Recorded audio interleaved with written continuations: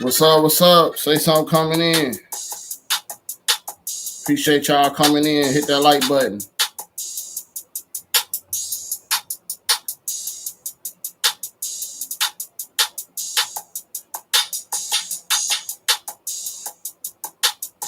Say something coming in. Let me know where y'all from. Hit that like button. I'm trying to share the video with a couple people, and we're going to get started in about a minute.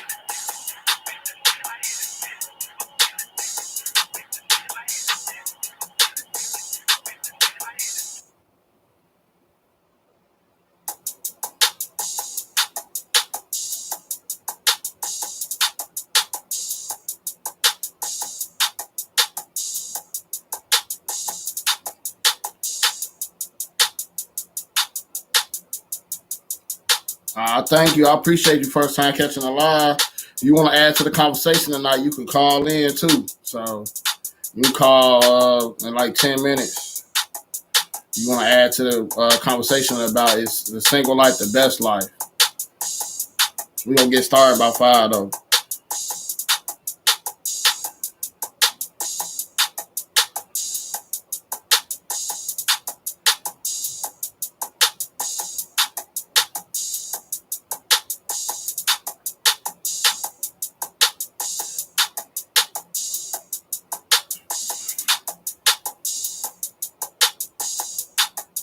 Be right back.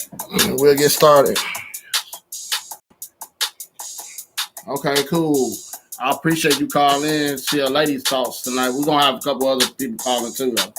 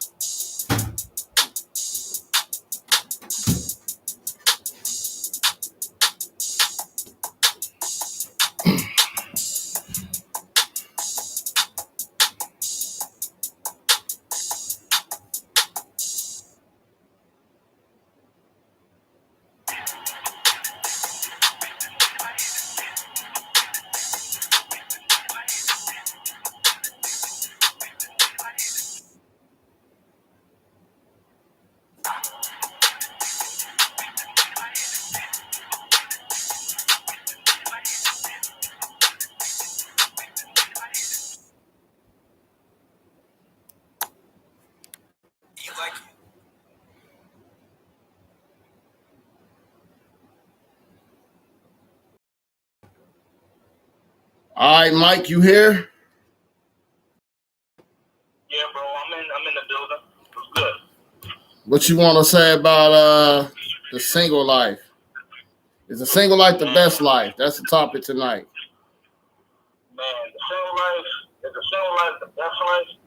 I mean, it depends on what you want. Like if you getting out the game of the dating game and you don't really want anything steady, you just trying to work on yourself, then the single life can be okay up until the point where, you know what I'm saying, feel until you really want to settle down, then it's not really all that it's cracked up to be. You know, it's all how you go about it. You know, your mindset, where your mind is at.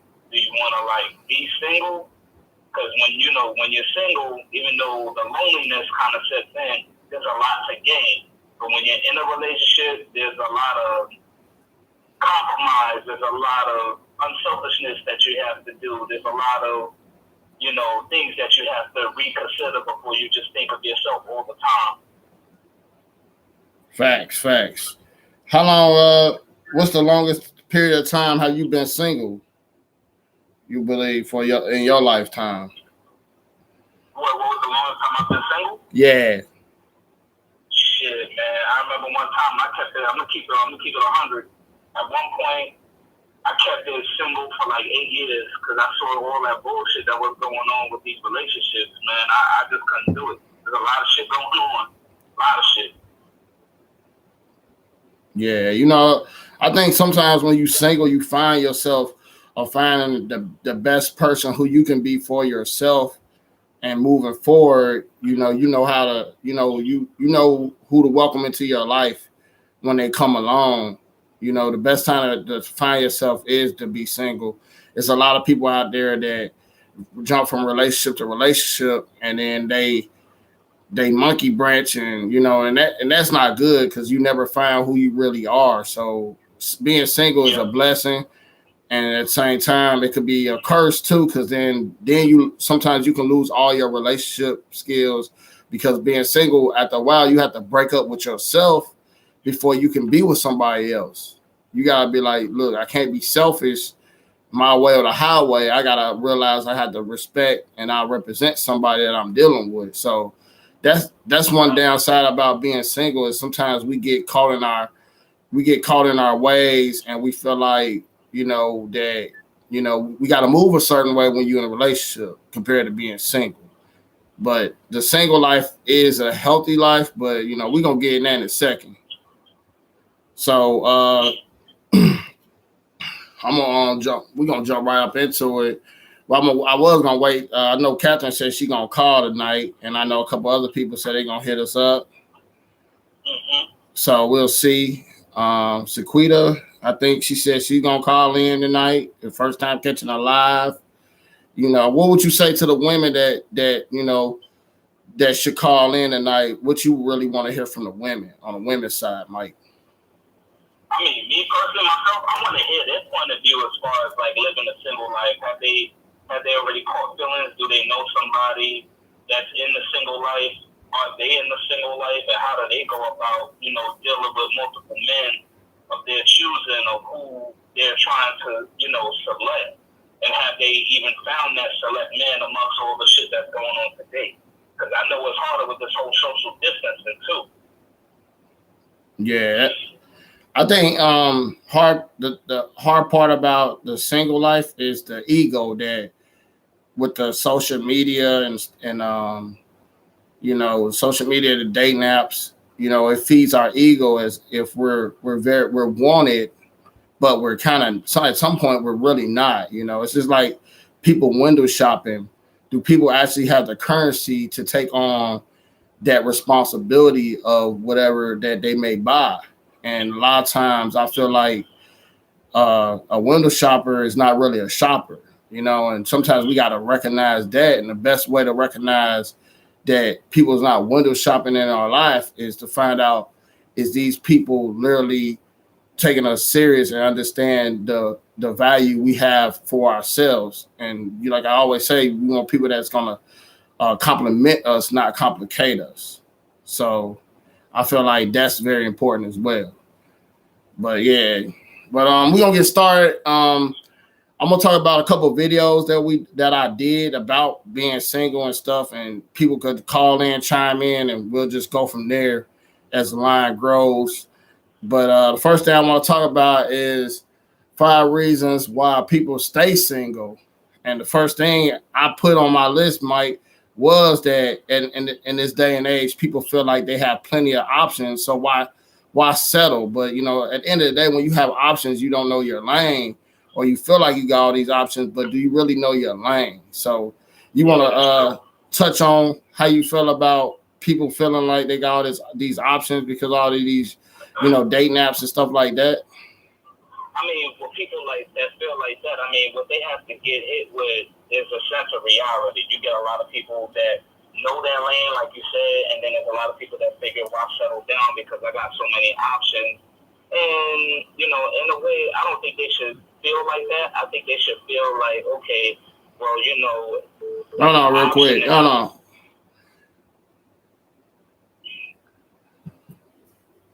What up, brother? What's going on, Stack, man? I'm gonna hold on. I hear brothers in progress. I'm gonna sit back and listen for. All right, okay, go ahead.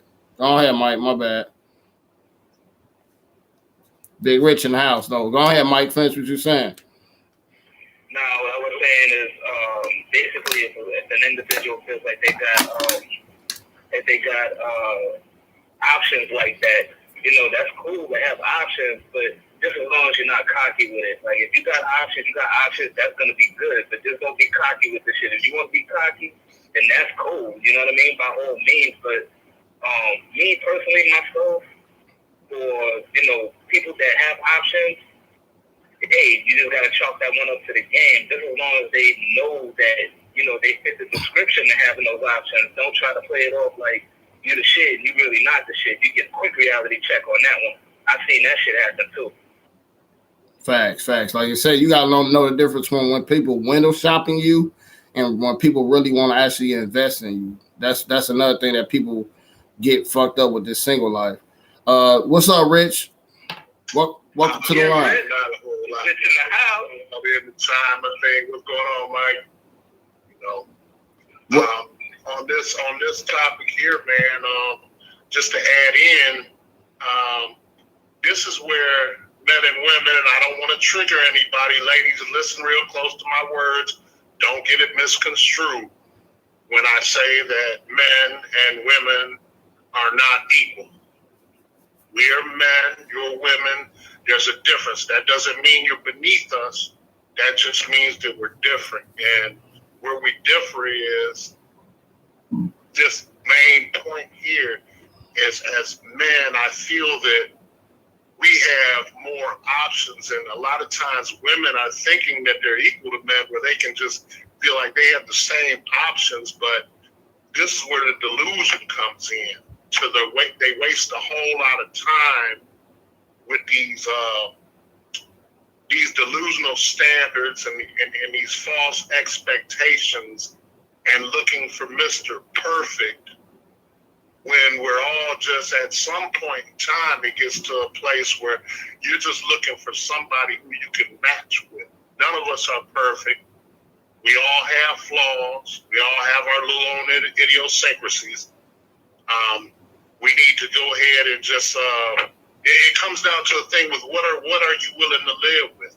You know, and this is not the thing women get triggered too about this settling. I'm not asking you to settle, because as men, we're not going to settle either. But just understand that men have more time in the sexual marketplace as far as our value than women do. The biological clocks are not the same. So as men, and at the same time, just like Mike said, we can't be arrogant about it and think that we have forever, because if you're not growing, just because we have more time doesn't mean you can waste your time. If you're just spending time, you're out there playing and tricking and doing whatever, you're not growing, you're wasting your life. It's the same thing. It ends up hitting the wall at some point. But in that sense, I just feel we're different on that point, men and women, and we have a whole lot more time to be out there and be single and have more time for our choices than they do. It's a different dynamic. Facts. Real shit.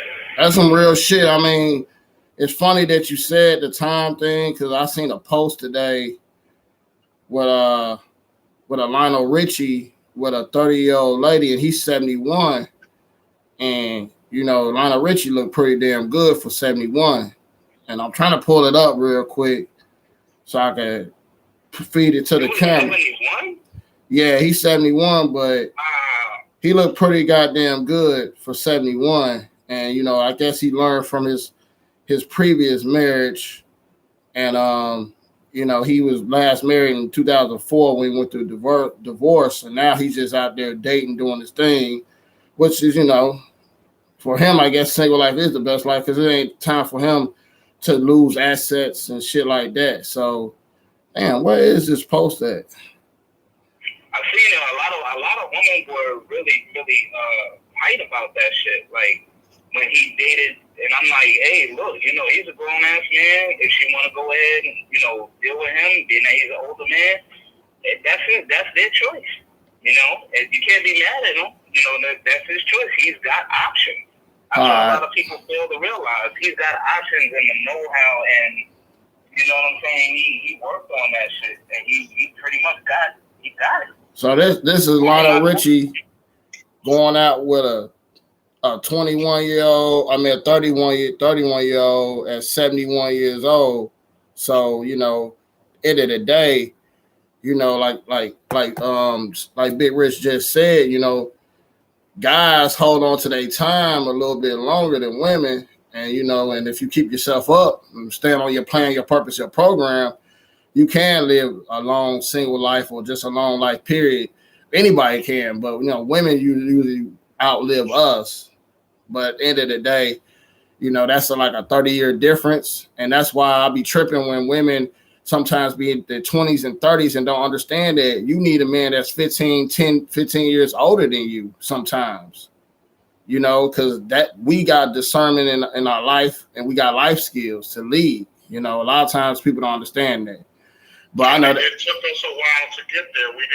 You can't get there overnight. That's why it takes some time, and we do mature later. We have to go. The reason men are built. Men have to do. We're just not. Women have an inherent value in their youth, their femininity, their sexuality. But as men, we have to build that, man. We have to go through the knocks and bruises to be who we are, and through that we gain wisdom if we're smart.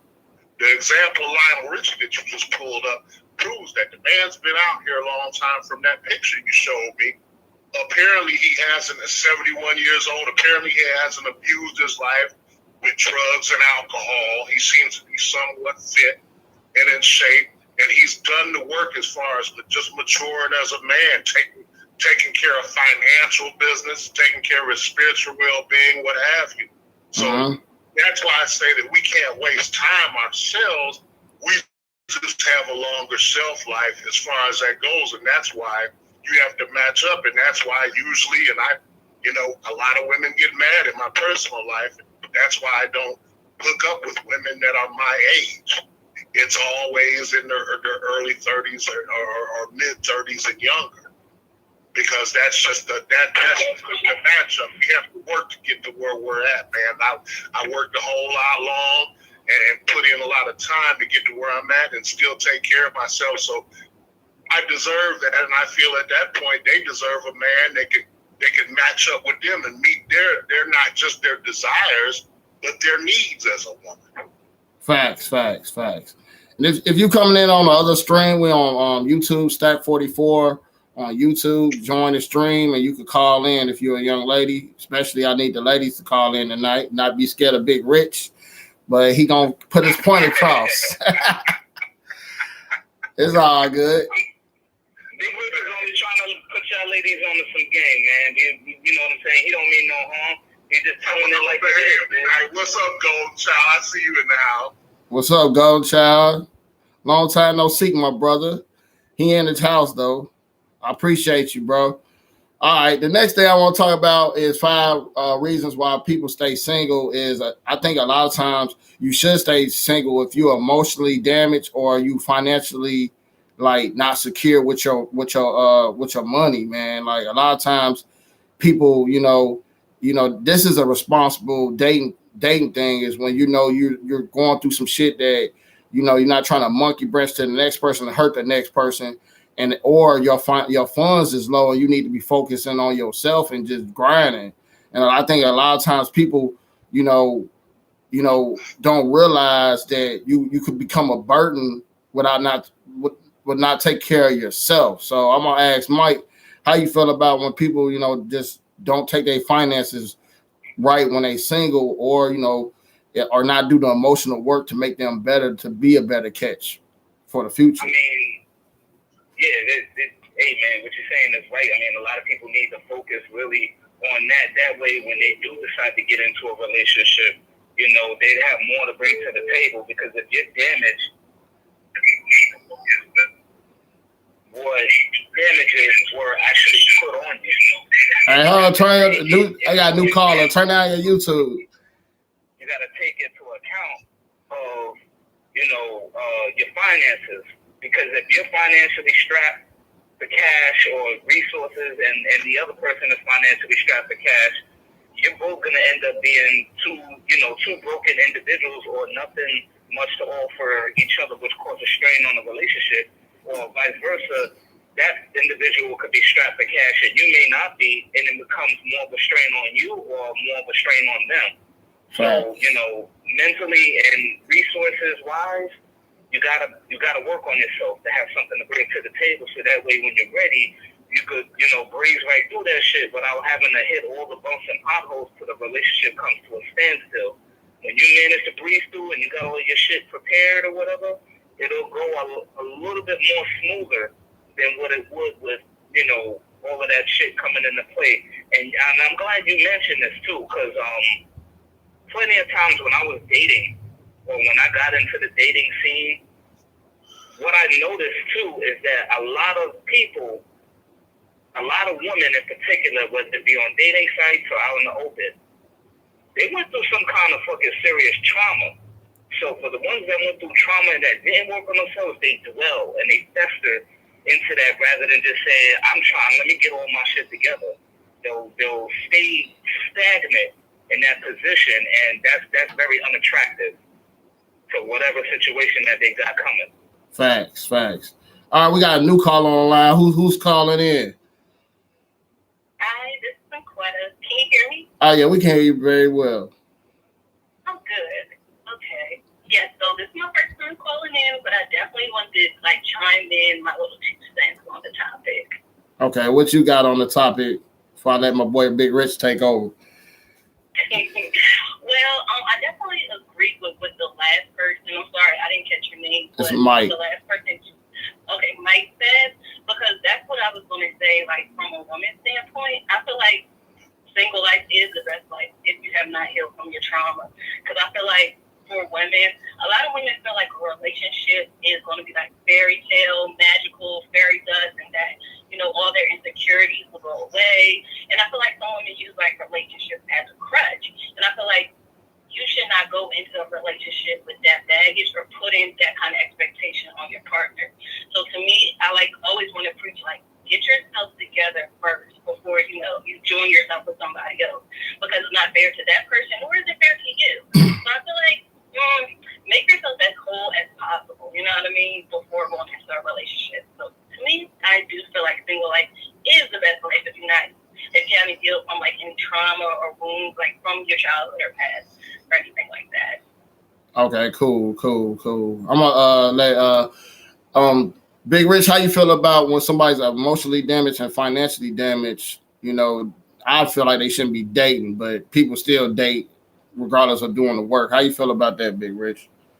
Well, just like Mike and Synquette pointed out just now, I mean, kudos to both of y'all. Much game, and that's real life talk y'all talking about. And I just feel that no matter whether you're going through some trauma or whether you have something to heal or not, it's of utmost importance to be taking care of yourself, physically, spiritually, financially, and doing so not just so you can prepare yourself for life with someone else, but the first thing that you must, that I've learned in all these years on earth, is that you have to love yourself before you can love somebody else. So you're not even going to be prepared. That's one aspect of loving yourself, but you have to totally immerse yourself in self-love.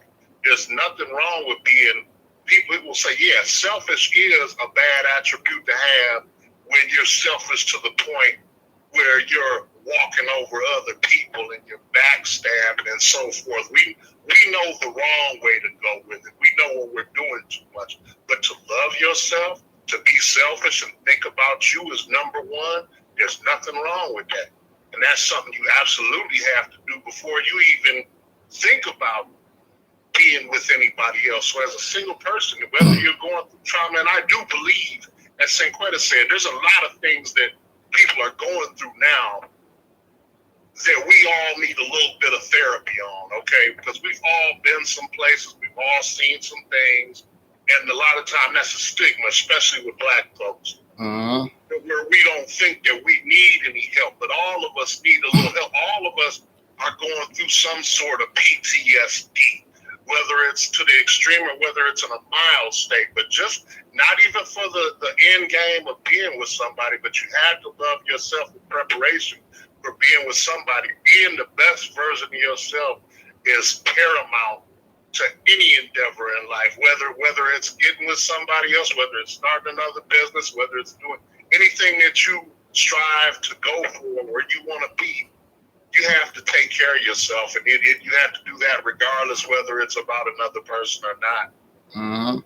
I had a consultation earlier, and she was asking me, can she change a guy while she in a relationship? And I'm like, no, because the issue you have when you change people, and I want to bring this up, I know it's a little tangent, but it's kind of on the same subject. The issue you have when people are not put together and you try to change them, say they do change, but their environment is still the same. Their friends are still the same. Because when you change, you're going to find out who's for you and who's with you or who just in your way.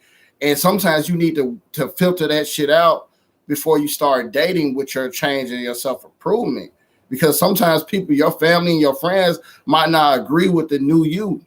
So the last thing you want to do is change while you be with somebody and they change you, and then or help you change, and then everybody be looking at her or him sideways, and then that just bring a lot of tension in the relationship. So like I said, you should be the best prepared to be yourself with yourself before you be with anybody else. Because if you change within a relationship or change when you meet somebody, then it's going to bring a lot of tension with your family and friends. When you change alone, you can filter out who's with you and who's against you. And I was trying to explain that to her earlier when I did a consultation, that you can't change nobody. You got to want them to change before you meet them, you know, and y'all want to be equally yoked on the same playing field, because your friends and your family respect your change, and then your partner don't have to change you. Y'all could just grow together. But I just thought that was important to bring out, guys. You got anything to add on that, Mike? Yeah, I say you're absolutely right on that shit, because of the fact that I've actually come across women, like, you know, going through some shit. And I remember when I was always, you know, thinking, damn, well, maybe my situation may not be bad as a lot of other people. And I didn't really like what I saw, man. You know, I spoke to one chick, you know, she seemed happy-go-lucky, nothing wrong with her at all. Found out that she was in an abusive relationship. Then I spoke to another one, and after getting in deep in the conversation and asking her questions, how did you improve on your life? She broke down and started crying. I'm just like, you know, thank you for thank you for joining. Like, you know, thank you for sharing and everything like that. It's time for you to go home. Like, I didn't really want to be bothered with that shit, because, you know, I could only put him in the right direction, but it's up to them to have an understanding on, you got to work on yourself, you know. And at the same time, it's like, I remember one time, no bullshit, I was going through drama in my relationships, and I was just like, it just brought me to a deep and dark place that I really didn't want to be, where I thought, like, you know, I had literally lost all energy. But, you know, finding the findings, working on myself, going to the gym, doing all that other shit, bettering myself, getting my resources up, everything like that. It started to work out better. So I understood where they were coming from, but I also understood that they had to go on that path by themselves. I can't take that path with them. I can only guide them towards that path. And whatever path it is that they try to get to, I can say, hey, look, go on the straight, narrow path, don't deviate. And every change that you make, you'll see who's for you and who's not for you. For real. So each and every time they would gravitate to me, that I'd be like, look, you know, if you're not ready to be in that relationship, just keep going on that narrow path. Eventually you'll find yourself someone, because your place is not with me. But you have to keep going. You can't stop there. And all the people that may have been around you, that may have, you know, you may have thought that were for you, sometimes it just don't work that way. When you change, if you better yourself, but the people that were there just because you were in a fucked up situation that they were in, they may not want to be around you no more when you start getting your shit together. And that's what I learned, because when I was in the relationship and I was almost on the down and outs, you know, I had a lot of people rooting for me. And then as I started to learn and as I started to better myself, certain individuals that they shouldn't even been in my fucking circle. And that caused a lot of problems for me, a lot of dismay. So anytime, you know, when you're doing a Stacks 44 improvement, get a consultation with him, man. He knows what he's talking about. and learn. Because when you start learning different shit, what you're carrying and the energy and the people that you have around you and working on yourself, you'll start to see a change. And certain things that you may have been into, you don't want to be around. You'll learn from that too. You'll be like, nah, I ain't with that shit. I come too far to go backwards and lose everything that I gained by learning. And you know, you gotta stand on that. Facts. And when you stand on that, you start to get through a lot of shit. Facts. That's facts, Mike. Synquette, do you want to add on like changing people, like what I was saying, like you can't change nobody, and if you do change somebody, then you got to deal with all the hate from the friendships and the family, like because people get used to the environment and people in the circles they hang around, and if the person is not they self, like I was saying before, you got anything to add on that? Yes, I definitely agree. You cannot change anybody. And I noticed that it's kind of hard as you get older to change as well. You know what I mean? Because, like, you too could be stuck in your ways. Like, I think about, like, okay, you've been in your body for all your life. You know what I mean? So if you know you really wouldn't change like that, I really feel like that's hard to expect another person to change their ways or whatever. So why force it? You know what I mean? I just feel like it's easier to kind of walk away if you realize it's not a match or if it's not fitting. I think people use the analogy like trying to put a circle in a square peg is like not going to fit. So, you know what I mean? Like, I don't want nobody to change me, so I wouldn't like expect that from anybody else. So I do feel like it's a waste of time when you're in a relationship. You know what I mean? Yeah. If you realize like you guys aren't matching, then maybe you could just, walk away. I know it's easier said than done, but don't force it. It's just like Johnny Cochran said, if it doesn't fit, you must quit. Get it for real. You can't fuck with it. That's right. That's right. There you go. That's true. For real. I'm gonna move on to another thing I feel like why people want to stay single is some people just don't got self-control. A lot of times people, are a kid in a candy shop with all these dating apps and social media. Especially men. Women mature faster than us because y'all been turning down sex from 13 to middle age. So, man, we have to hit our sexual appetite before we realize self-control and understand, and I feel like it's good for you to be real and be single. If you're a man knowing you can't control yourself, I feel like that's good. But I'm going to start with Rich on this one because he's probably the oldest guy on the panel. And he lived longer than us. How do you feel about self-control as a man, and does that keep people single a lot, or in bad situationships as well? Well, man, one word. Well, the only word I think about when I think about this topic is maturity. You cannot. Goes hand in hand with the last topic. You cannot change somebody. So no matter whatever you are, a leopard can't change his spots. I know that's overused and we say that all the time, but it's actually facts, man. You can't change anybody until someone wants to change for themselves. So if someone has that great of a sexual appetite to where they have to where they know that they cannot be true to someone else, is very, very toxic. Not only to the person that you're deceiving, but at the same time you're deceiving that person, you're deceiving yourself. So you're even setting yourself further back. You're not only not moving forward, you're actually moving backwards with your maturity. You're actually stunting your own growth because you're not learning from whatever the damage that you do to someone else. That's horrible. That's a terrible thing for you to do. And we've all been there at some point in our lives, if we're being honest. But you just don't understand that the damage you do to yourself is exponentially worse. Mm-hmm. Because you're setting your maturity back at that point, and you're not ready. You're that much further behind when it comes to being honest and dealing with other people, because you can't when you're not even honest with yourself. Facts.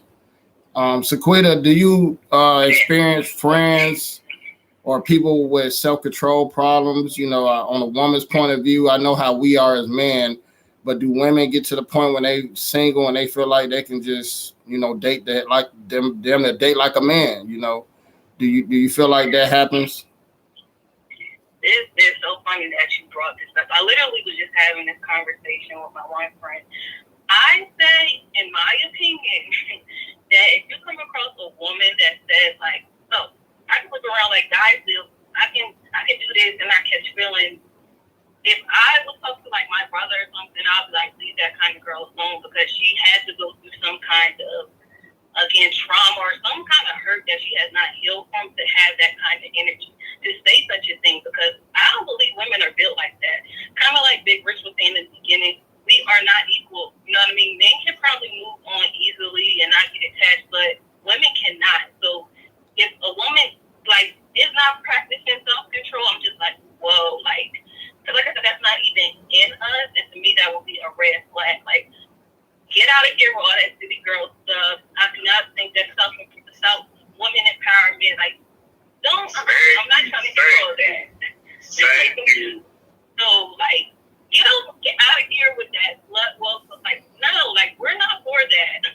Like, I do not feel empowered by, like, I don't know, having or trying to move like the dude moves. Like, I don't feel like that's woman empowerment. So, to me, I feel like, if a woman isn't practicing self-control, because, again, we believe in that fairy tale, like, okay, I want to date this one person and live happily ever after. So I feel like if a woman is on the other side of the spectrum, then it may be something wrong. No judgment, but I don't know. I would just want to know what's going on there, because I don't think that women should move like men move. Of course, it's a free country. Do what you want, but I don't know about that. Okay, so you never been a greedy dater. You just like, have a go-to here and there. Well, I won't say that. I'm just saying you just never been like, I want to date. Like, you don't have a roster. You never had a roster as a woman. I don't feel like I'm about that. Like, okay. You know what I mean? Like, when I was thinking about how Big Rich was saying men have options and stuff like that, I learned that for a woman, our option should be like finding our purpose. Like, I don't know, doing hobbies and stuff like that. Get busy in that area. You know what I mean? Like, don't use dating as a sport. I mean, you can, like I said, it's a free country, but I don't think women should move like that. I mean, like, I don't know. You just but to me, I just realized, like, put the effort into yourself. So the friend you was talking to, is she out there moving like that? Got multiple guys? Oh no, it wasn't. It was actually a guy friend. Okay. He was telling me that's how, like, the girl he's dealing with talked. I was like, interesting. So it seems to me that you got more guy friends than girlfriends. Not really. I mean, I'm kind of a loner. Okay. And so I do have, it's like kind of mixed, a little equal, but and when I do talk to my guy friends, it's like once in a while kind of thing. You know what I mean? But, yeah. All right, cool. Mike, you got anything on this one? On self-control with as a man or woman, or do you see that's holding people back from just want to stay single forever? I mean, let me say it like this. Like Big Rich said, and like homegirl said over there, man, it's a maturity thing.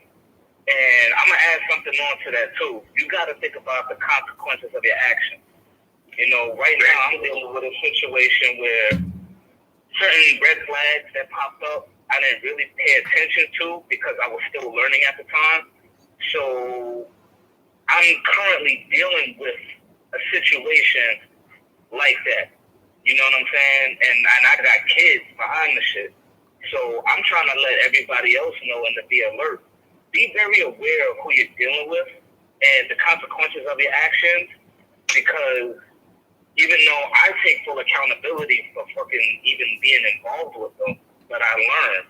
So now, according to how they move, I have to deal with those same individuals accordingly.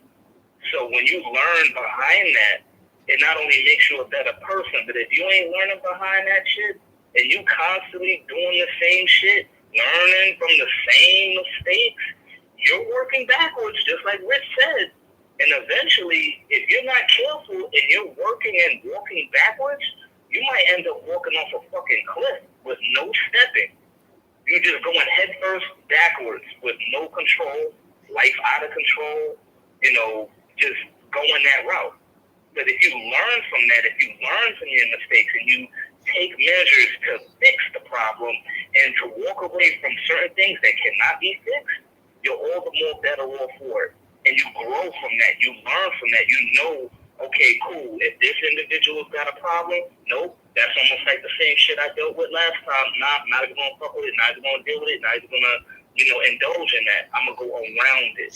Facts. If I see the signs, like Tupac said, watch the signs, watch those shits.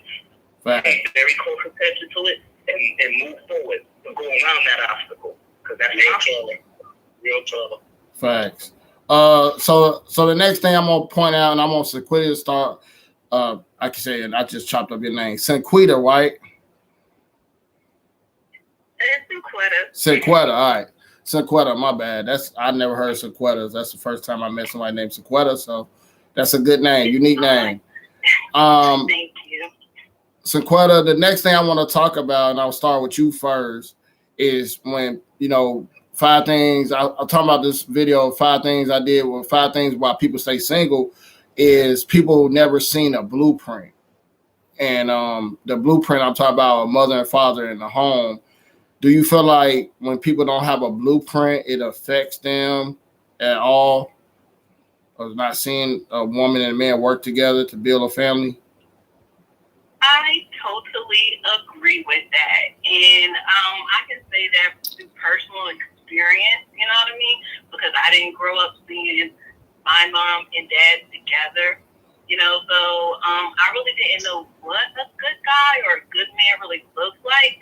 But, that didn't, at the same time, I don't know, I guess because I think my mom be independent, I didn't feel like I needed to go and experiment and try and be out there like that. If anything, it just made me like way more cautious. Like, okay, let me take my time because, I don't want to, So, I definitely think that matters, you know what I mean? Seeing a good role model, seeing it acted out, you know what I mean?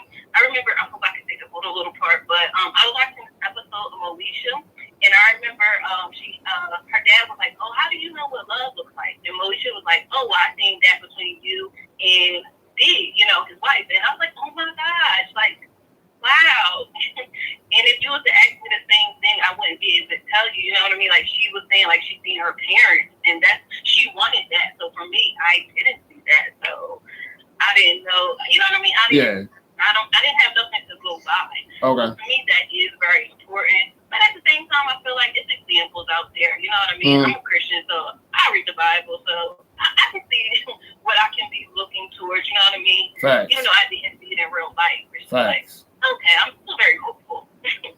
Well, I'm a monkey branch real quick because my mom had her father and her mother. My dad didn't have his parents together, so it obviously works out on both spectrums because my mom had the full balance. My dad didn't have the balance, and then he made balance with my mom. So it's very hopeful, and it can work out. So I'm going to go with Mike on this one, and then I'll get to Rich in the end. How you feel about the blueprint, the importance of a blueprint, Mike? Man, I'm going to just tell it to you like this. The importance of a blueprint is very important because of the fact that, okay, if you're going through life without a plan, without a blueprint, you're just fucking sitting there. And then you have to guess everything. Even though in life you pretty much have to guess everything, but it would make more sense that you have some kind of blueprint, some kind of structure, some kind of starting point where to start from and to go where you want to end up. If you haven't noticed, nothing, you ever seen when kids in the store are way out of control? Their parents didn't teach them that ask with them if you get out of line blueprint to keep them in check. So if there's nothing in check or nothing being governed, it's going to be out of control. You have no starting point, you have no ending point. So things just tend to build up, whether it's good or bad. I noticed with my parents did what they could. You know what I'm saying? And that's not in a bad way. They made sure I had a roof over my head. The essential shit. I wish I would have learned more about dealing with relationships. More about what the best family structures should be, but we know that's not the reality of it. Nobody grows up around the fucking Brady Bunch or any of that other shit. We're talking about reality. You know, the shit that we're dealing with in our family, how to go about it. If we have a problem, who could we talk to? Those are blueprints. Certain things you know you're supposed to have. And what I see in society a lot of times are when a woman, a female, is getting all out of line. You know, no disrespect to the actual women that actually have a blueprint or actually have some kind of structure behind on how to conduct themselves and stay in their masculine frame and know what it is to be a man and, like, you know what it is to have a man in your vicinity and to act accordingly as a woman, not being overly masculine. And for the fellas, you know, fellas that handle themselves like a man and say, okay, that's not what my dad told me. And when I'm around the fellas, I know how to act and I know what it takes to attract a woman. She's going to see, she's going to feel my presence when I walk into the room, when I smack her ass cheeks. Certain shit like that. When you make the men, when you stand on your ground, when you're not so easily pushed over, you know you're asserting, you're swinging your dick without having your dick out. You know what I'm saying? Like, you know what it takes to present yourself like that. Like, okay, that's a man of fortitude. He's standing in his square. I gotta respect that. You know, or a woman, she's coming to you and she knows that she's in her square. You go, okay, that's a lady. I want her. You know what I mean? I want her. That's how I deal with things. Or from a business standpoint, you got to carry yourself like that with a blueprint at all times. Some shit you may have to freestyle on, but if you don't have no blueprint to go off on, you fucking lost. Right. You got to guess everything, and that's going to lead to a lot of mistakes being made along the way. Right. Big Rich, what you got on a blueprint of seeing a blueprint? Does it affect you or helps you? How you feel? No, I don't think it affects me. I don't think it affects the next man. I think it affects a whole generation, Stack. I think that we're a damaged place right now, man, because of the dynamic that's happened, especially once again in the Black community. You know, we have all these broken homes. You know, before the whole Lyndon B. Johnson thing came, now I'm about to start talking that history. I ain't going too deep into it, but back in the early 1960s, Lyndon B. Johnson came through with all that government assistance and this and that, but you can't have the man in the home and blase. Everyone got to do their own research that's listening to this. But ever since then, before that, Black people were married at a rate of 80%. Right. Okay, you had the man and the woman in the household. After that took place, between 65 and 68, you had a direct flip on that to where 70% were single parent households and 90% of those were single mother households. I grew up in one. Okay. And you know what's crazy? I'm sorry to cut you off, Big Rich. I'm going to let you get back to it. That 42 USC 666. I know about that shit. That's the beast. That's what they put in our community. Go ahead. I'm well aware. It's by design. It's by design. And the whole thing is, my next whole thing, Stack, is I want to, but for an example, since a lot of us haven't experienced it, because if you're in a house and you, like me, I was raised with a single mother. So not only did I not have a strong man to tell me how I was supposed to act and how I was supposed to treat my family, but I didn't realize really what a woman's role was, what a submissive woman was, what a really loyal woman was, what a woman said that my mother took care of us and she broke her back to give us everything that we needed. And my father was still around the hood and whatever. Like I say, before he passed away, we ended up having a relationship and we got together on some things, and nobody is perfect, man. There's a lot of situations that things are what they are because that individual didn't have anyone to look at themselves. And a lot of things are, go into that. So you can't throw judgment or whatever, but we're very affected by that. We don't have an example. I just need to know if Synquette ever get around to Cleveland. If she ever come through Cleveland, I need to holler at her because see, baby girl said something that really struck me when she said that she reads God's word, the Bible.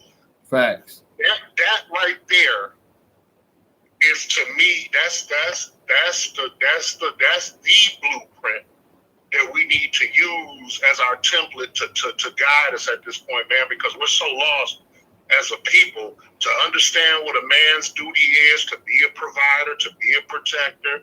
And there's nothing wrong with a woman out there, women that feel ashamed about it because guys sit up to, oh, a woman's after my money, a woman's after this. But that's what your role is, to take care of your woman. A woman's role is to be a helpmeet to her man. But to learn how to do that, you won't learn about it through this modern day feminism, through the independent woman, all of that old kind of crazy stuff.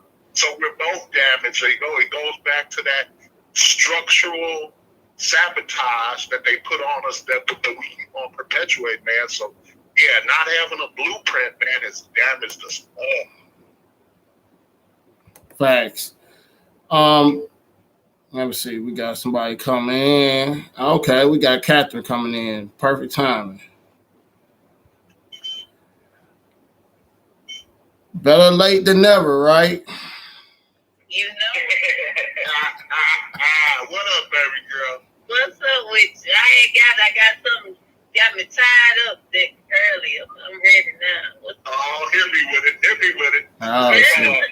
How you been listening? You been listening, Catherine? Nah, I just tuned in, man. I just had me a little dinner date real quick. So. Oh man. Yeah. She done moved into town and got a date already on the first weekend. On a Sunday. You already know it. All right. So I'm gonna ask Catherine, do you feel like single life is the best life?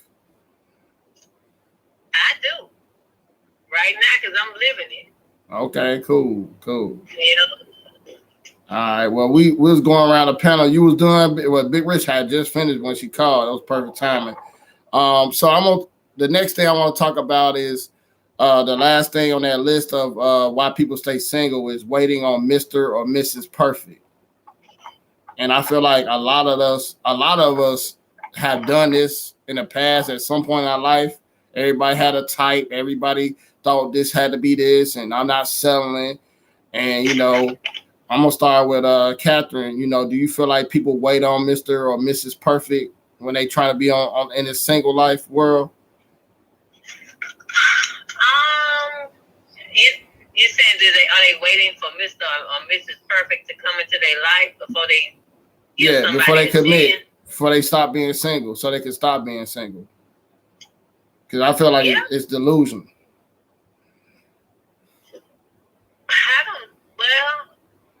Well, everybody won't miss. I know I won't miss the right to come along. But I'm talking about Mr. Perfect. There's a difference between Mr. Right and Mr. Perfect. Well, that's true.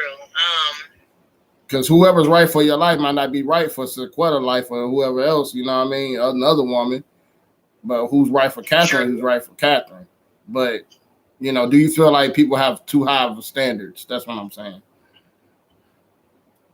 Yeah, sometimes I do, yeah. I think that, you don't want to, I think that you need to be realistic in, what you want, out of someone. So, yeah. Okay. So, Quetta, do you feel like people shoot themselves in the foot by waiting on Mr. Right and Mrs. Perfect?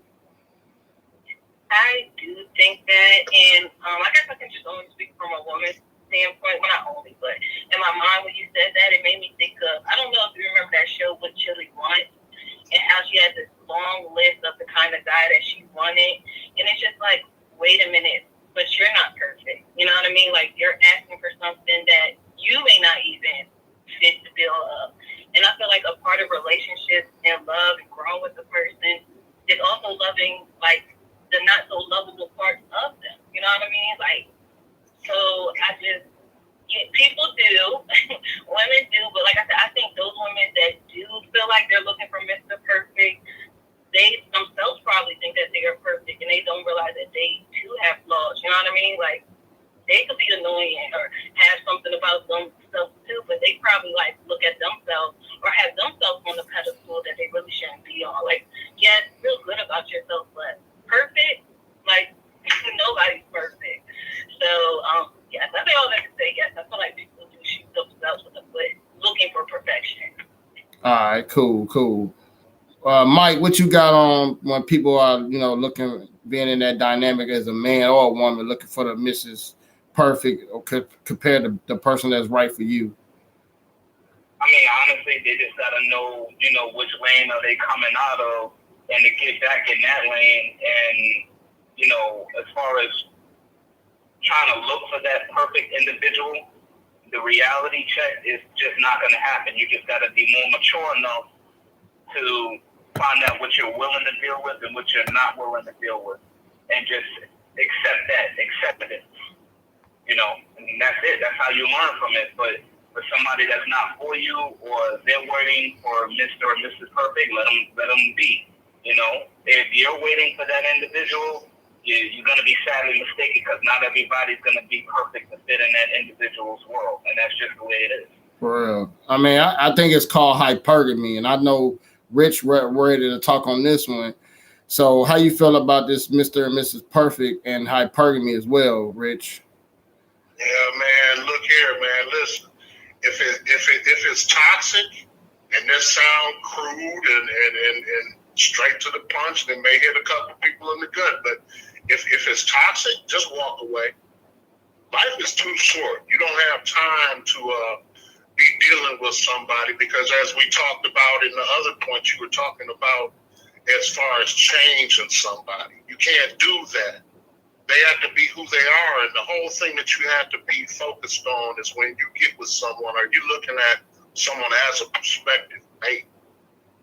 Where are you going? Are they going the same place you're going? What are their expectations? Can you fulfill those within reason? Can they fulfill yours within reason? Because we all, like I said, we all have our own idiosyncrasies. We all have. That's a nice way of putting it. But check it out. Here's the whole thing. We are all effed up in our own ways, man, to put it plain. So if you're willing to deal with somebody's little faults, if they're willing to deal with yours and put up with yours, that you got to remember, at the same time you're getting, because the whole dynamic of you see somebody out there, they see you, you're attracted to them. Once you get under that roof with each other, there's going to be things that you discover about it, both y'all not going to like about the other person, because you're within the same four walls. It's a whole different dynamic. Mm-hmm. So you got to understand that there's some give and take in that. And you can't just be pointing your finger all the time. Like my grandmother used to always say, you point a finger at somebody, you got three pointed back at you. Fact. Okay, so you can't just nitpick every little bitty thing. But if they're going to the same place you're going, meaning if you have the same goals, aspirations, meaning if you're moving, as the sister said before, you looking at, you take the Bible, the Word of God, as your blueprint, and she's more submissive to him than she is to you, then everything's going to fall in line. Then you know that you can lead that woman. That woman's going to look to you for guidance, and you need to stand up and be that man. Forget about the differences. Because it ain't about no Mr. Perfect or Miss Perfect. No man's going to find that. No woman's going to find that. We all got penises and vaginas. That's going to be a thing. Sex is sex. It's going to be what it is. There's more to it than that. Because once all that goes by the wayside, and I'm not even talking about getting older, because I'm a little older than everybody else. Say, I still like to do it. But that's just not everything.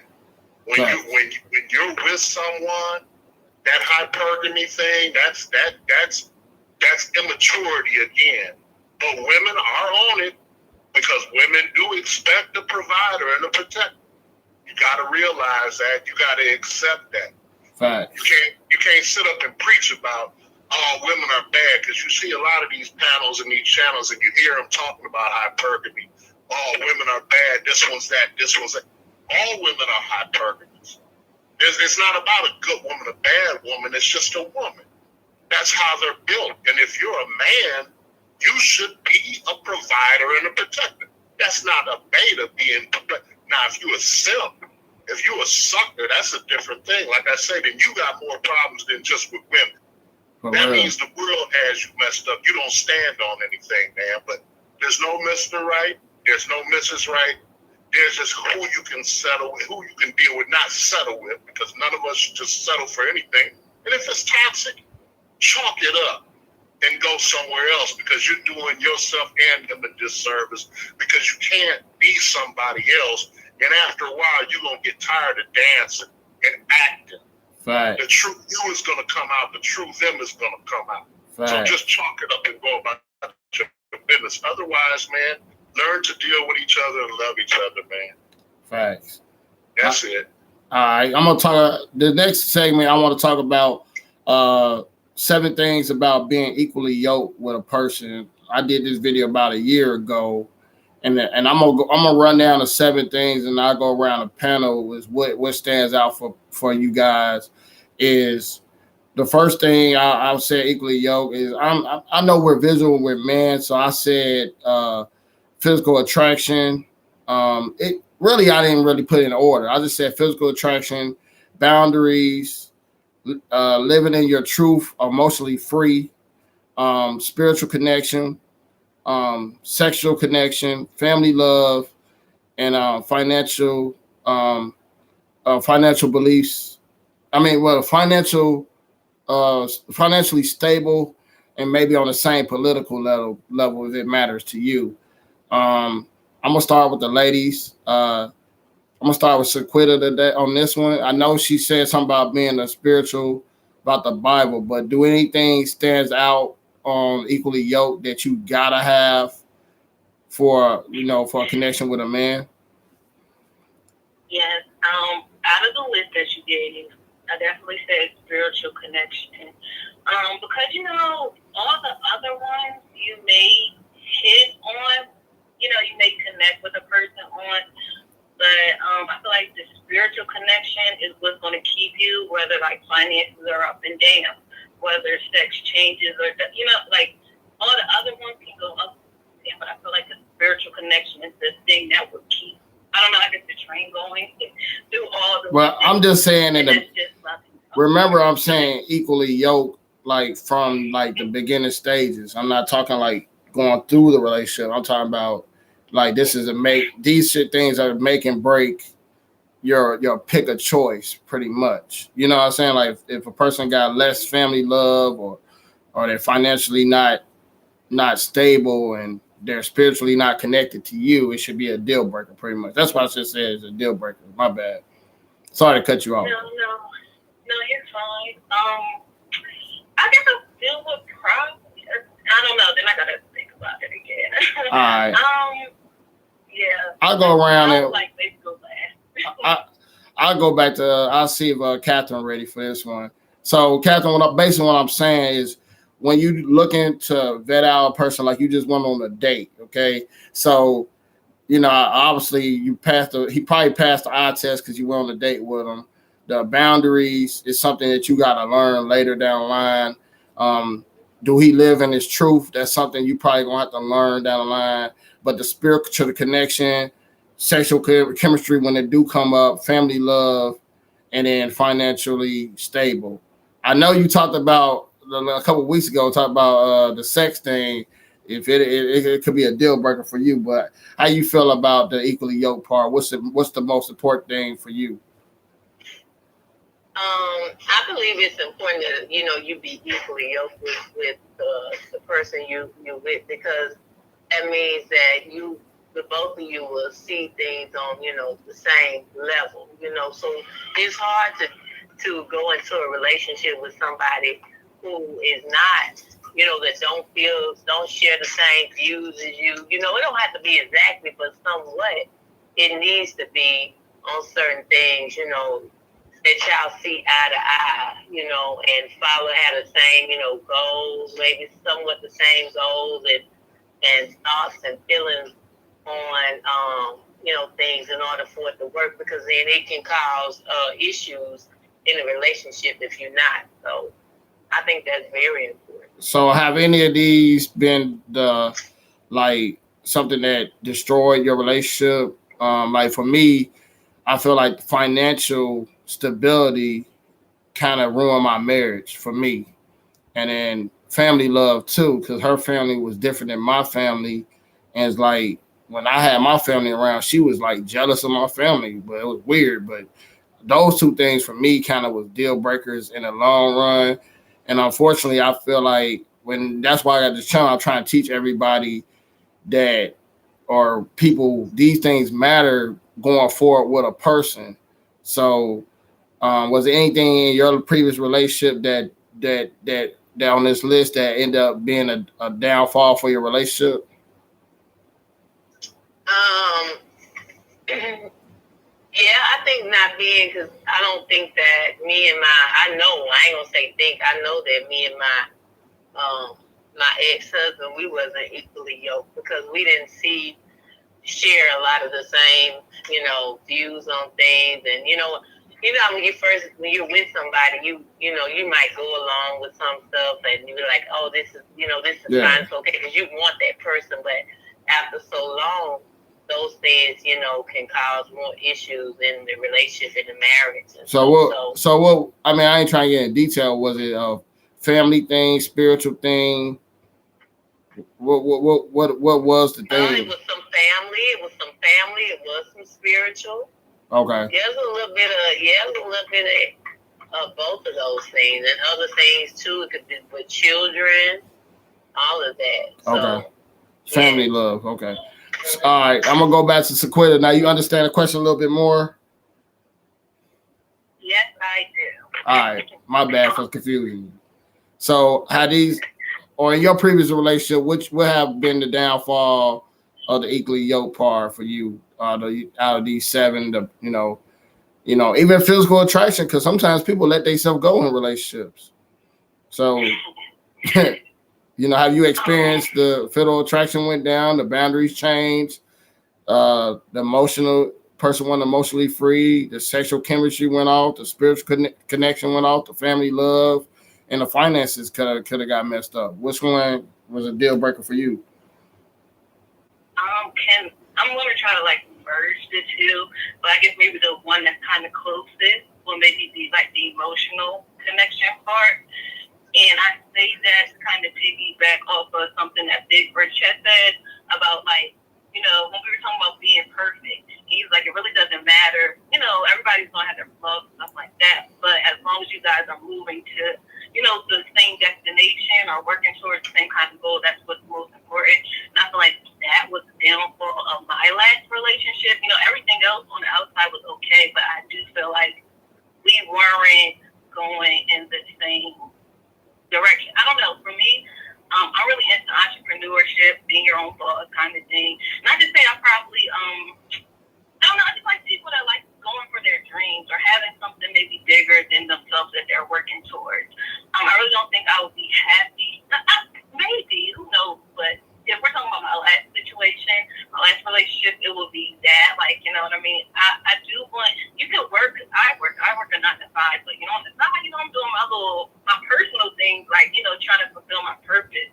So I do feel like, just being equally yoked in that kind of way. I'm trying to build generational wealth or change and break generational curses, you know what I mean? So to me, it's almost like our values need to be in line with each other.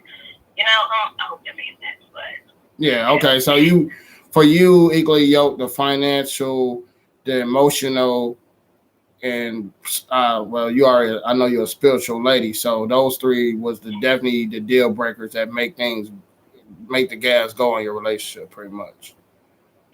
Pretty much, yes. Okay, cool. Mike, what you got on this? And I'll go to Big Rich at the end. Honestly, it has to do with a lot of aspects as far as being equally yoked, and just like you said before, the finances, the spiritual, that whole mindset, everything that comes with that. I have an understanding to where I'll go ahead with it, but I have to see how they rock. If they don't rock with the same kind of shit that's aligned with mine, then we're gonna have a problem.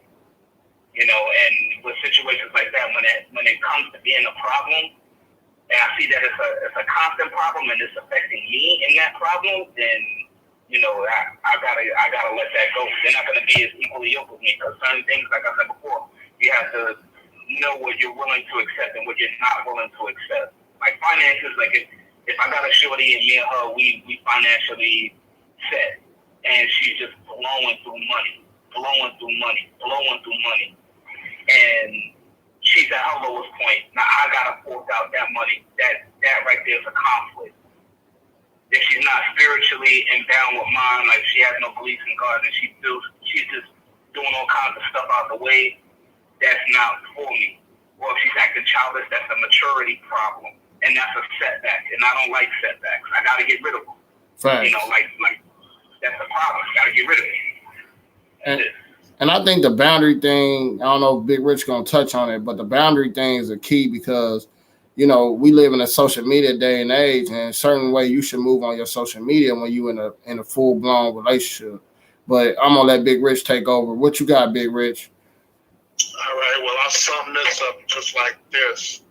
The scripture in the Bible talks about being unevenly yoked in this vein. It says, do not become unevenly yoked with unbelievers. So that's a spiritual thing. Fact. And right now, I'm not trying to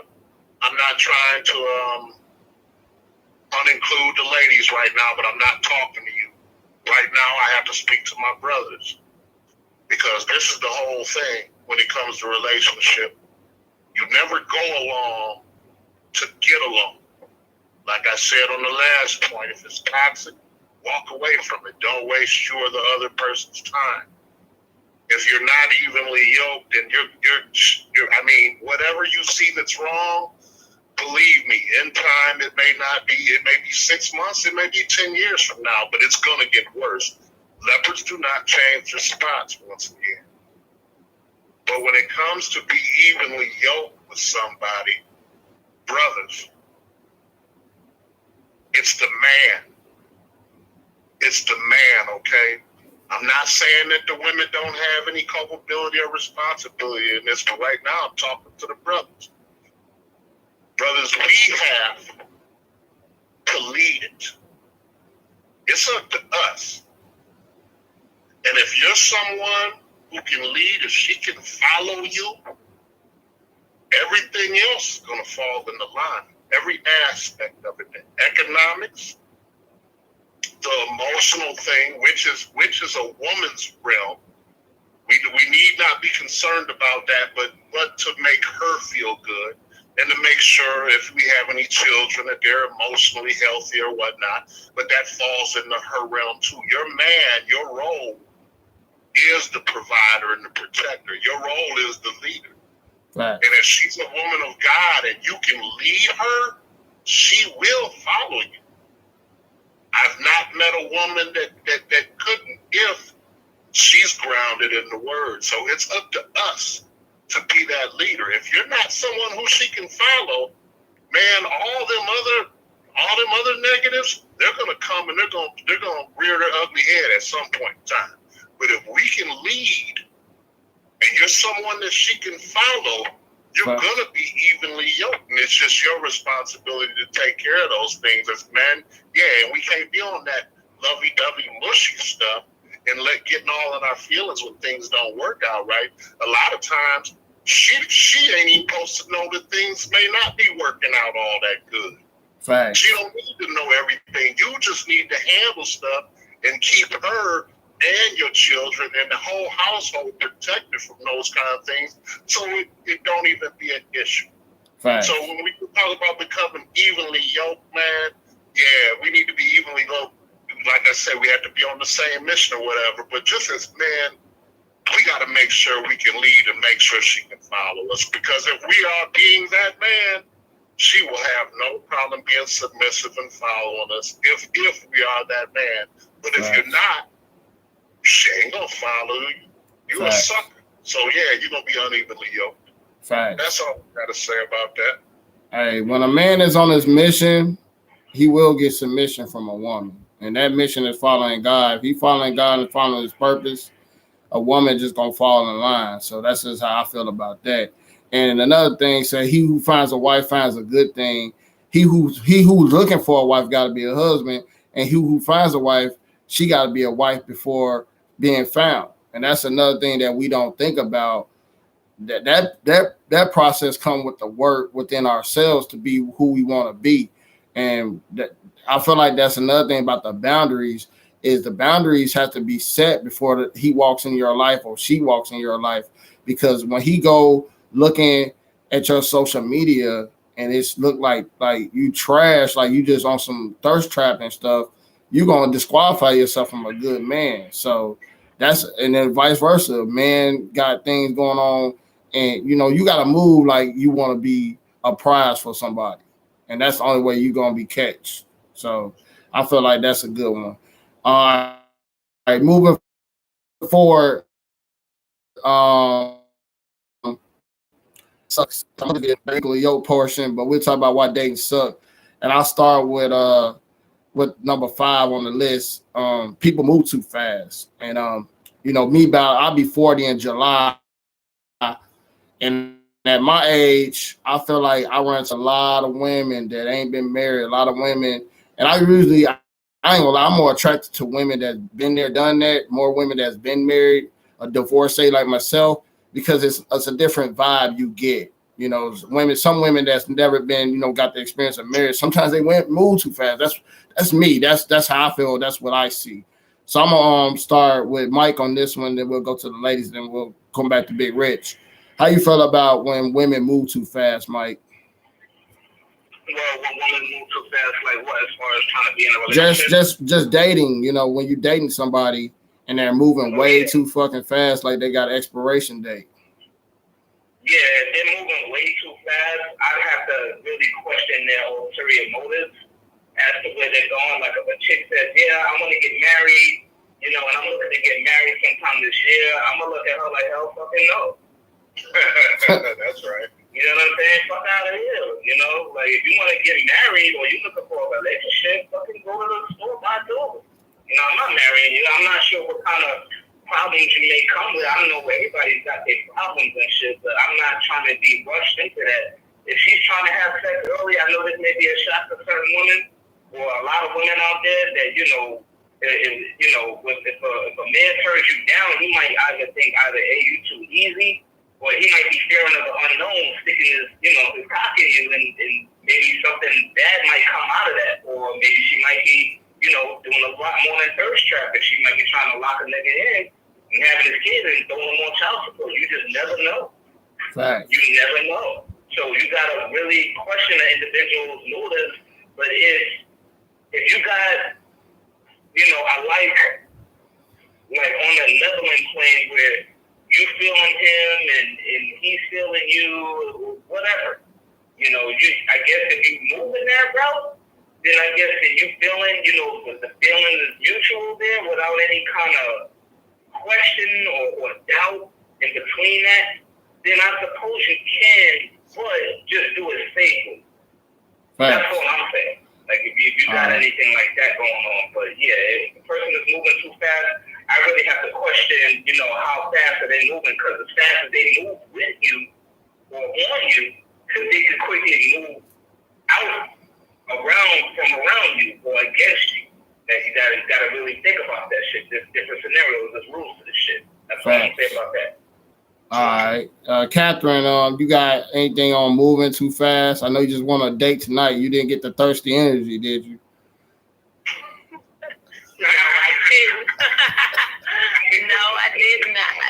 But I definitely am, since I have been married before, I'm a firm advocate for taking your time. So definitely need to take your time, get to know somebody, don't move too fast, and I think let it blossom. That's my thing. Let it blossom into something, what it's gonna be. So yeah, I would not move fast. Who's that laughing? That's Rich. That's Rich. Sometimes that flower open real quick though. That's true. That is true, Rich. That's true. But know what, Rich, what you just said, I wanted to say, I didn't want to just, man, I like what you just said about the equally yoked and, you know, the man part and the woman will follow. I believe that. So, Facts. I like Hey, sister, each one teach one. I'm learning off of y'all at the same time. Right. All right, Synquette, what you got on this topic of moving too fast? Do you meet men that move too fast, or have you met a guy that was real, like everything you wanted, and did you move too fast and mess it up? I definitely do feel like what you said, people do move too fast, and I feel like especially, you know, when it comes to intimacy.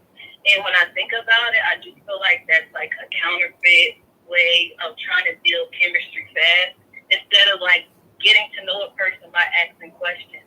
Like I have posted something online that was just like, when you're dating, be a psychologist and not a gynecologist. Like no part should be touched. Like no, get to know a person for real. Like find out their background, ask about their upbringing, ask about their parents, you know, things like that. Things that will actually, I don't know, help you to actually like someone outside of, you know, I guess the physical or whatever.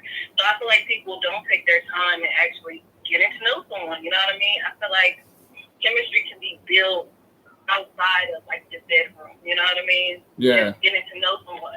I feel like we're all like a book, you know what I mean? Like just when you think you know something about a person, something else comes up, you know what I mean? And that could be good or bad, but still, you know, like get to know a person.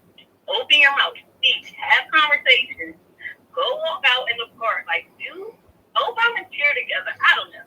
Do some stuff, like, you know what I mean, instead of just trying to build a sexual connection fast. I mean, that's just my opinion.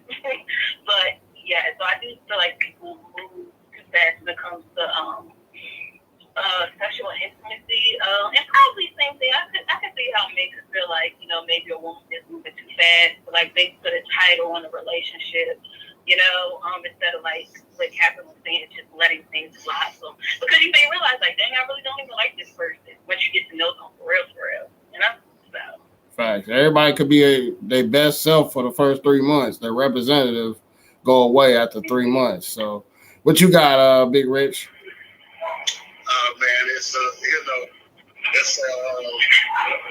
a relative thing with men and women. I think that men always think that women are moving too fast because we are the gatekeepers to relationships, i.e., marriage, and women always think guys are moving too fast when it comes to sex. It's an imbalance, but it's an imbalance that we can deal with because, like I said once before, I believe, like Synquette said, yeah, we can, and them walks in the park, that's nice. We need to get to know each other. It's about reading energy because you can ask all the questions in the world and somebody can lie to you. And if they're a good liar, if they're well versed in lying, if that's what they do, they're gonna lie. And if they're practiced at it, they can keep that up for quite a while. So here's where maturity and feeling people's energy comes in. Because the walks in the park are nice. I like walking in the park, but when we get under the oak tree, I like to lay out a blanket too and get it in nature. So we can do all of that. It's not moving too slow. It's not moving too fast. It's about knowing who you're dealing with and understanding when you have some dark energy around you. You have some negative energy. But that's something I really can't put into words and explain because that's something that's come to me over the years. And it's just a feeling that you have. Sometimes it's right and sometimes it's wrong. You could be off with it, but I'll tell you more than not, I've been right, and it saved my life in a couple of instances, man. So you always have to just look at the energy, feel the energy with somebody, understand what's going on. Someone may be rushing you at the same time. You think they're rushing you. It's just because they're insecure. They may be a little bit nervous. They may be a little bit jittery. Do you understand that? Can you read that? Facts. Maybe she's not trying to rush you. Maybe she's not trying to lock you down. She's trying to have conversation with you, but she never been in the presence of a man like you before. Facts. You know, so you just gotta be able to read it, and when it comes to them, hey man, it's all about making them feel comfortable and making them feel at ease. Right. And I've never found it a situation where it was too hard to get intimate with a woman once you make her feel at ease and once you make her feel safe with you. Yeah, once you make a woman feel safe and make her feel comfortable, and you know, it's a difference between the energy of when a woman feels safe and comfortable and when a woman admire what you bring to the table compared to thirstiness. Because a woman that admire you will see your gifts before you even see your damn gifts. Or you got the gifts. You just, you know, you might, you know, you have the gifts that you do on a day-to-day basis, but she admires and appreciate who you are as a man. So I think, like, if you looked at Boomerang compared to Halle Berry and Robin Gibbons, the difference between the women for me on that movie was Halle Berry in the movie. She admired Marcus, which was played by Eddie Murphy, compared to Robin Gibbons. She just knew she was trying to manipulate him, but she just admired who he was as a man. You know, but she, you know, unfortunately he tapped into the hole, and then, you know, eventually he came back. But she admired who he was as a person more than, you know, everything else. So I feel like, you know, it's a difference between admiring who a man is for a woman, you know, and then, you know, sometimes, like I said, moving too fast. I feel like sometimes women, you know, they're used to some type of a man that's not all the way complete, and then when they find a complete man, they got to learn how to hold themselves back. Same thing with men, you know. But you know, that's something that we all can work on. That's why we here anyway. Right. And y'all, any comments on that before I move on to the next thing? All right, I guess no comments. All right, people get weird after sex. This is my next thing, and I guess Big Rich just touched on it. About if she actually tap into who you are as a man, then she should be comfortable. She shouldn't get weird. But even if that doesn't happen, I'm gonna start go back with Big Rich. How do you feel when a woman get weird after sex, or have it happened to you in your past? Man, well, it's man. You know what? Here goes another thing that's straight to the brothers. You gotta know how to lead or how to guide them, because sometimes, more often than not, that happens. Sometimes it's in a good way, sometimes it's in a bad way. But I find that my first experience being intimate with a woman, having sex, doing the deed, it always gets a little bit strange. They always get it just something else comes out of them, and I guess because it's their sense of being vulnerable. I guess they've let their guards down, so at that point they feel they know you at a different level. But if that woman does respect you and she views you as that leader that you're being, then it's not going to be weird in a bad way. It may be that she gets really, really clingy. And that's cool. You can direct that. You can guide that. And as long as you don't take advantage of that, there's nothing wrong with that. Yeah. You know, but it can get to a point that you end up having sex with a woman and sometimes I've had it happen where they get to tripping. And at that point, you got to chalk it up. You got to be man enough, because sometimes they're not going to be man enough because they're not a man. So you have to be man enough to either just that's it and cut it off, or you got to sit down and have a conversation with them and let them know what the deal is. Because if it's going to turn into something toxic, though, you can't just be thinking with the little head and all. Well, she tripping, but boy, that's a little pussy. So I got to go ahead. No, you got to be a man. Be a grown man and understand that this isn't right for you. This ain't right for her. This is going to lead to some problems, and it could actually be up to something criminal going on. You can be falling to all kind of things like that. So you got to be man enough to be able to cut it off if she gets too weird after that. And that goes the same way with if a woman sees a man tripping after that they done got it in or whatever. But it's mostly, like I say, it's on the man. You lead. As men, we lead. So you use your head and deal with it accordingly to whatever the situation you are. All right, I'm gonna jump to Mike and I'll go to the women last because I think since we are the leaders with this situation or period. But how you feel, Mike, if a woman get weird after sex on you? When a woman gets weird after sex, first of all, I'd have to analyze the situation. I don't care how deep, how tight, how wet, how, you know what I'm saying, fucking kung fu grip the cooch is.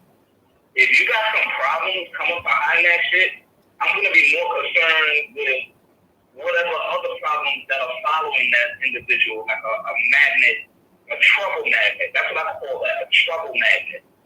An individual could be trouble, you know, after having sex with them, when you really start to analyze, okay, I'd have to reflect on what I just did, and furthermore, what I didn't do. You know, you have to really analyze and think, okay, what did I do to this person? Okay, you had sex with them. You attached yourself how? To a soul tie, a bond. Did you really investigate, or did they really tell you the truth of what their past history was like, what they went through?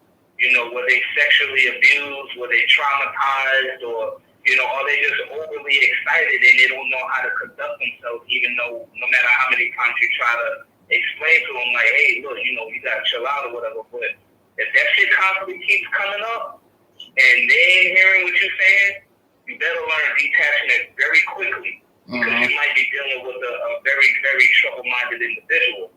And like Big Will said, you know, you might end up getting into the criminal side, and I think that's the last thing you want to be in the crosshairs of these foreign corporations that just want to do anything to you. You know what I'm saying? Without any kind of consequences. You'll be saying to yourself, man, how the fuck did this just happen?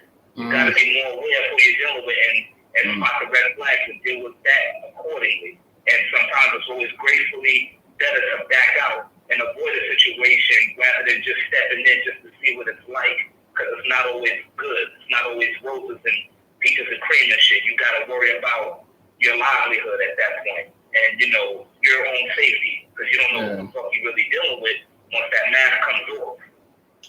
Yeah, facts. Because I'll say this before I let the ladies go.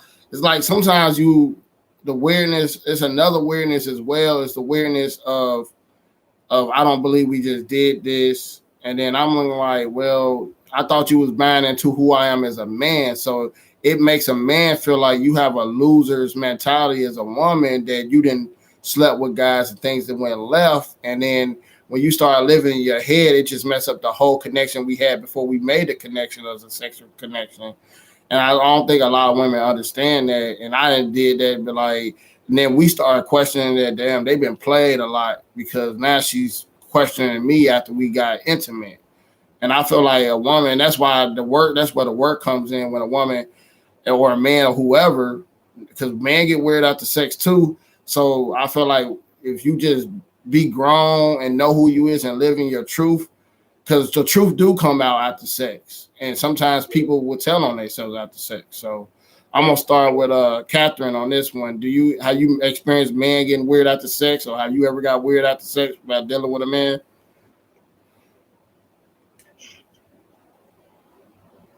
I was on mute. I had to do that.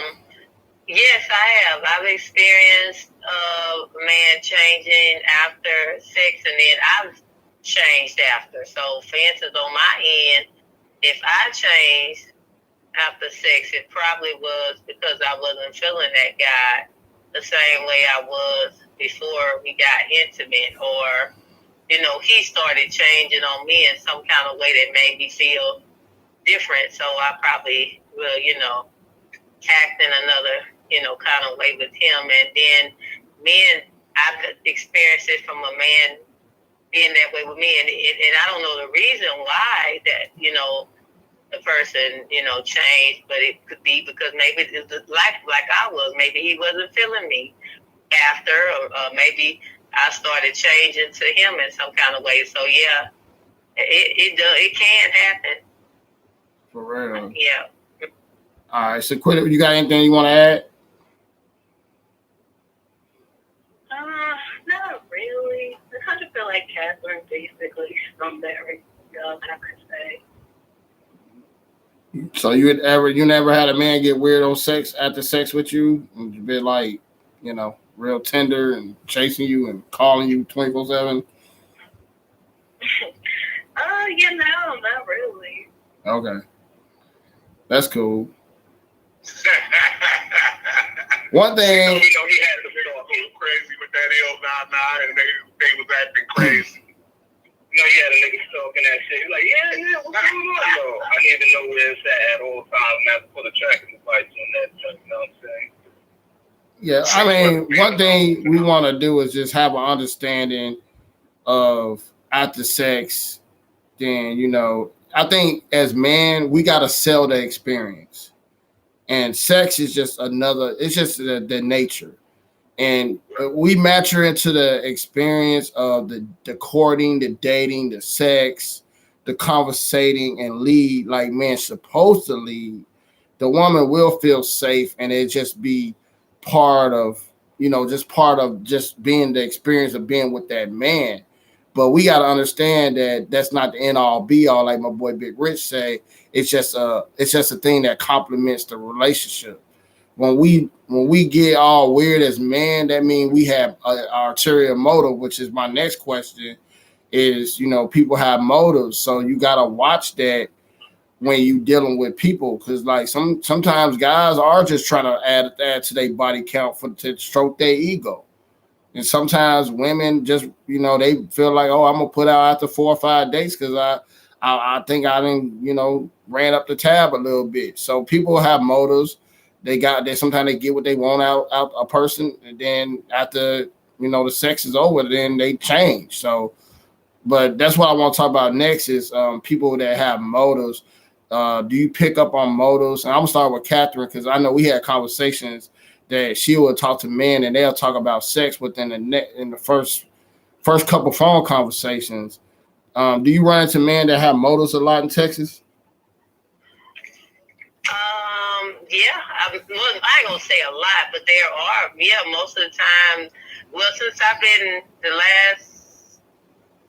over the last year, I haven't met any guy that didn't bring it up in some kind of way. If he was interested in me, it always led back to, we get on a conversation about sex. And sometimes, men try to make it seem like they just trying to get to know you in that kind of way. But as soon as you get on the sex topic, you start going deeper. They can just ask you questions. Well, how do you like it, or something like that, or and then it goes deeper, and then you try to get off the subject in some kind of way.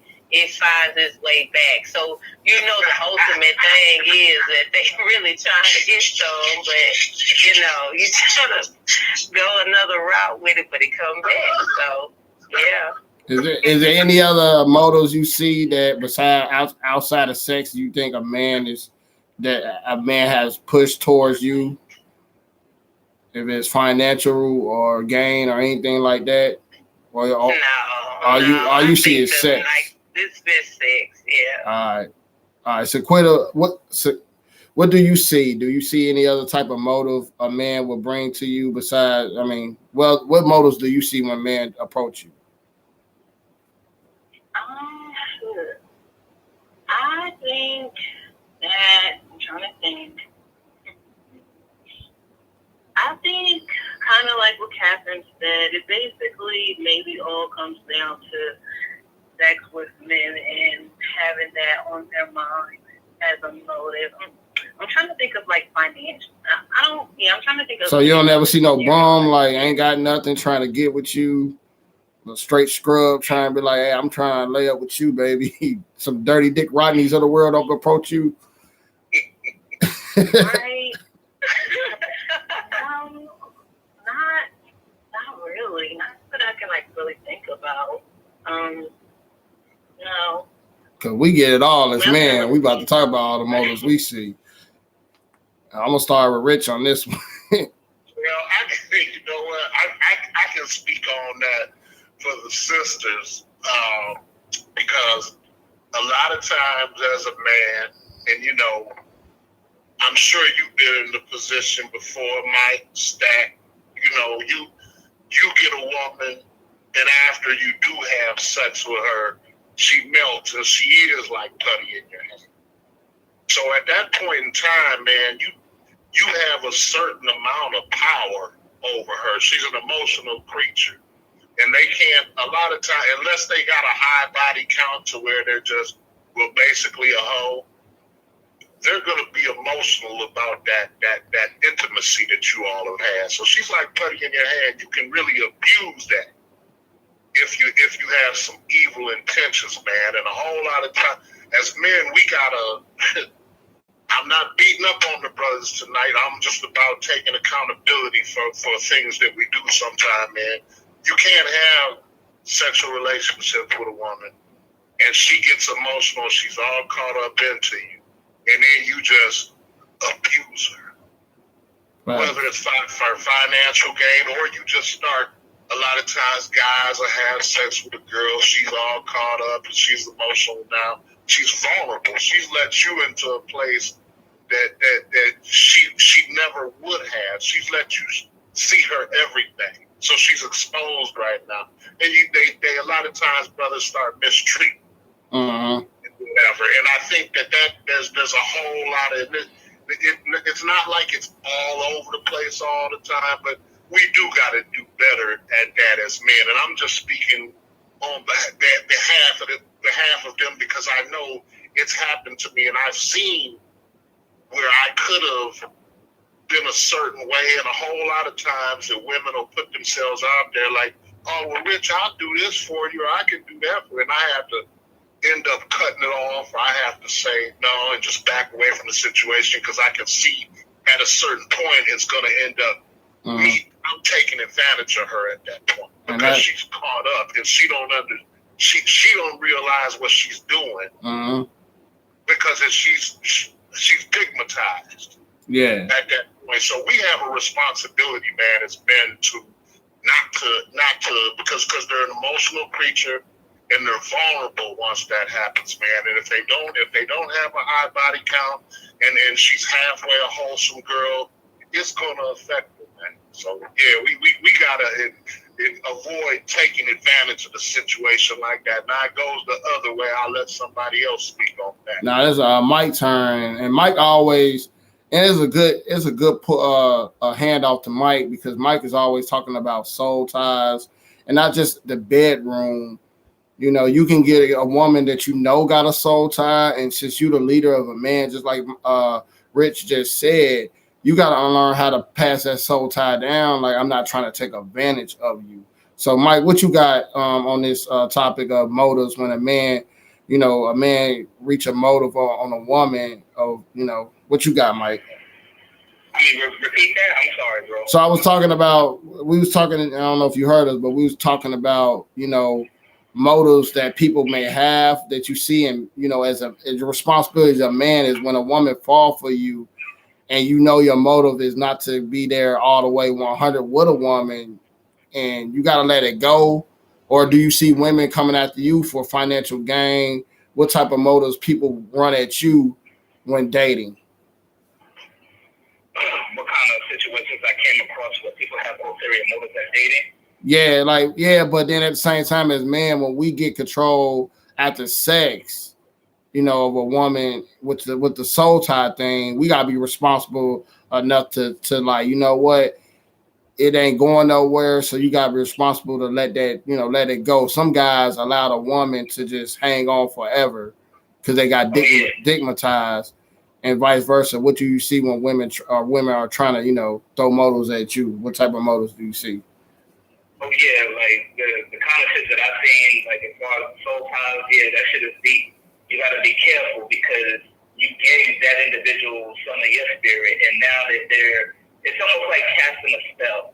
When you get in real good with them, when you have certain kind of roles to play, and depending on what kind of energy that you're giving off, it's gonna be more transparent, and it's going to transition into being flung back at you like a boomerang.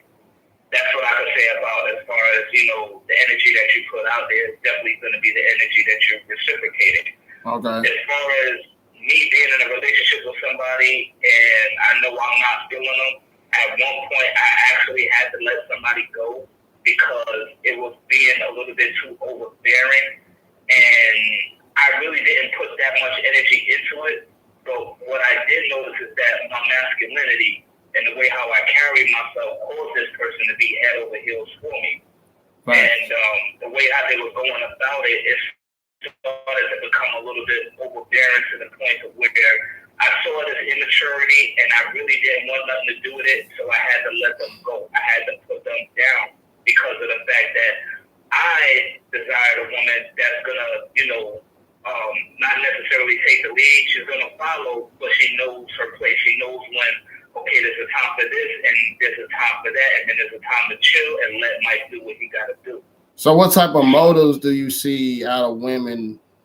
Do you even catch what type of motives you see when it's like some, just some fuckery coming your way? What type of motives can you give us any examples of what type of motives you pick up on? Shit.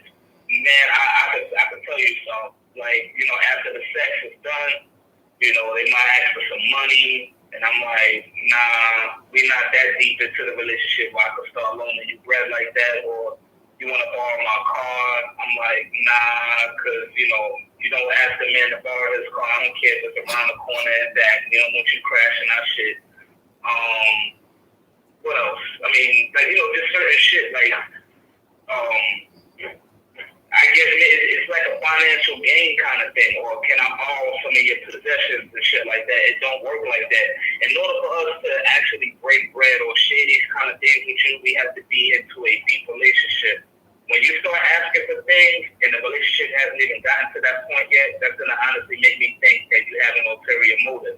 Especially on your actions and when you say no.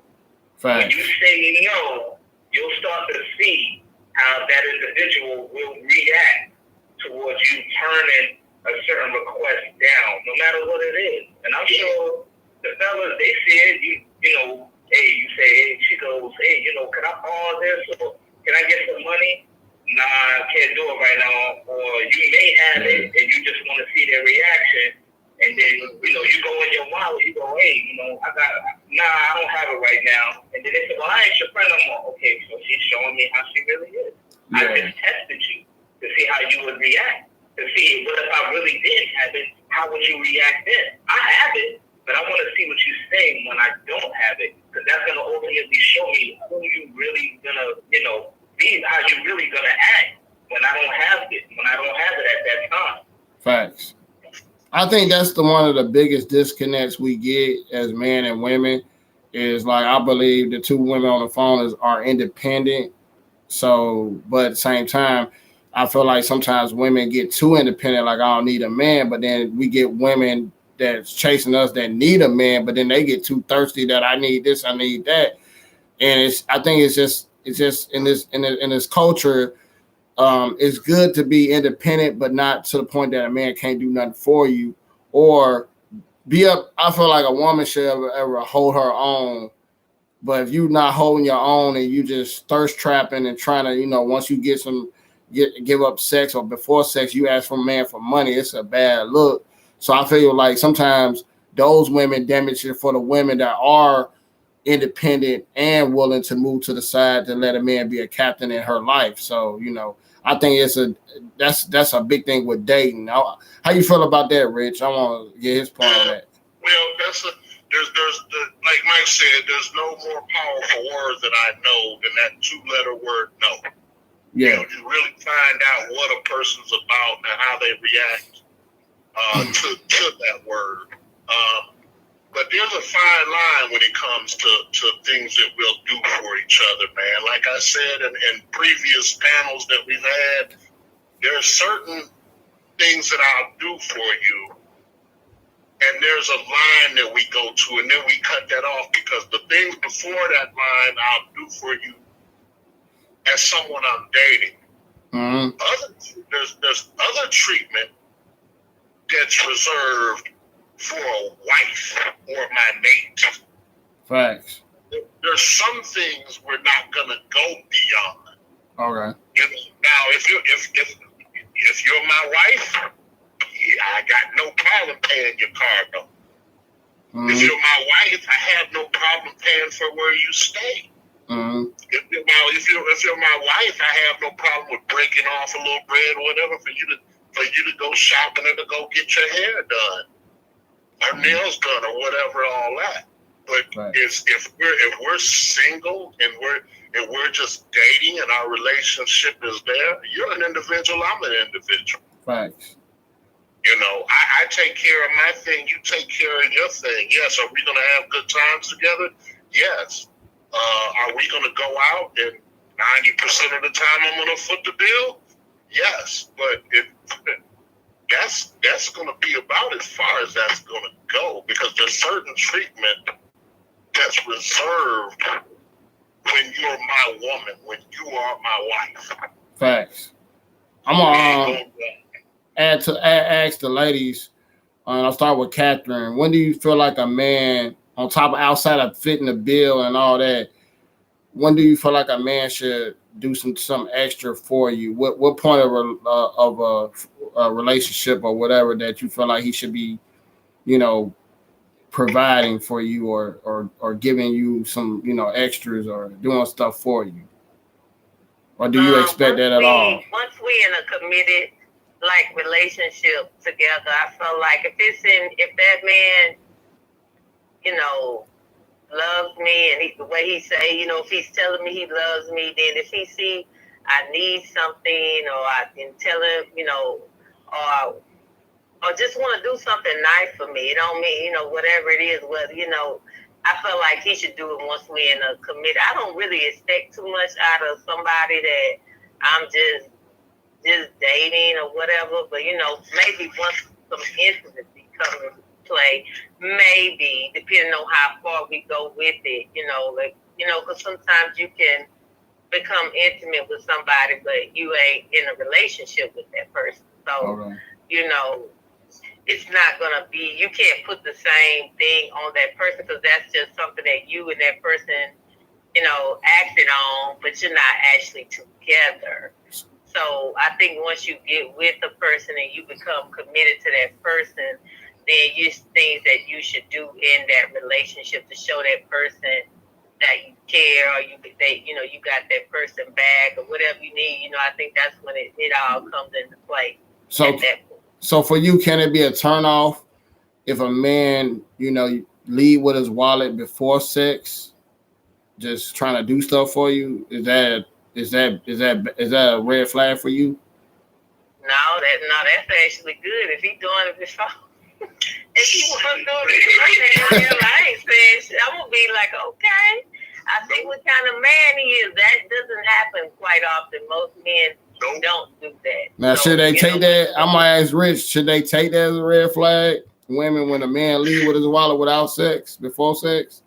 Yeah, hell yeah, that's a suck. That's a straight pump. Well, I can tell you now, we ain't running from them type. We gonna let him come stay right around. see, and you know what? And I expect that, because see a fool, use a fool. So okay, so I can accept that, but see, as a man, and any of you fellas within earshot of me, understand, if that's how you're doing, you a pump. Because when you go in leading with your wallet, you're showing her that that's your worth right there. Mm-hmm. That's all you got. You just going in busting a nut. There you go. Boom. You ain't got nothing. She hasn't earned anything from you yet. Mm-hmm. She hasn't shown you anything about her yet that she's worthy of that. And you just go in and you a pump. That's a simp right there. That's a simp right there. It ain't even getting none. That's in anticipation of getting some. You go in leading with your wallet. Yeah, you beating yourself up, cuz. But I will say this though, if a guy come in, which like I said, that would be very, very rare. But if a guy does come in and he's doing so much, I probably after he's done so many, I ain't gonna say nothing the first couple of times. I'm just gonna let him do it. But I'm gonna, if he doesn't ask for nothing and he just keep doing, this. Is gonna put a red flag, and I'm gonna be like, okay, so he's expect. I wouldn't keep taking so much from somebody if I don't want anything with that person. I'm not that type of woman. I'm just not gonna keep taking, and I know I don't have no interest. I'm gonna be like, no, I'm good. After I probably take. I'll say this: 2-3 days, I would stop. I'll say this to the ladies, and I know what Synquette feel about it. But if you do that, sometimes you better get ready for that restraining order because relationships are not for the weak, selfish, or insecure. And a lot of times when guys lead with their wallet, they're trying to compensate for something. And just like how women have entitlement things, or they feel like, well, I spend my money with you, so I'm entitled to be with you. And sometimes you got to watch who you take from because these guys are fucking weird. Mm-hmm. So. Synquette, do you got anything you want to add on that? I definitely agree with what you just said, and also what Big Rich said as well, because I do feel like a man is leading with his wallet. It is kind of like a red flag. It may be that his way, like a fast track way to, have sex with you or something. Because I do understand that. I feel like, you guys can correct me if I'm wrong, but I feel like men, spend money on women that they feel like they are investing in. And then eventually I feel like he's going to want to cash out on that investment. So I wouldn't feel comfortable accepting something like too fast.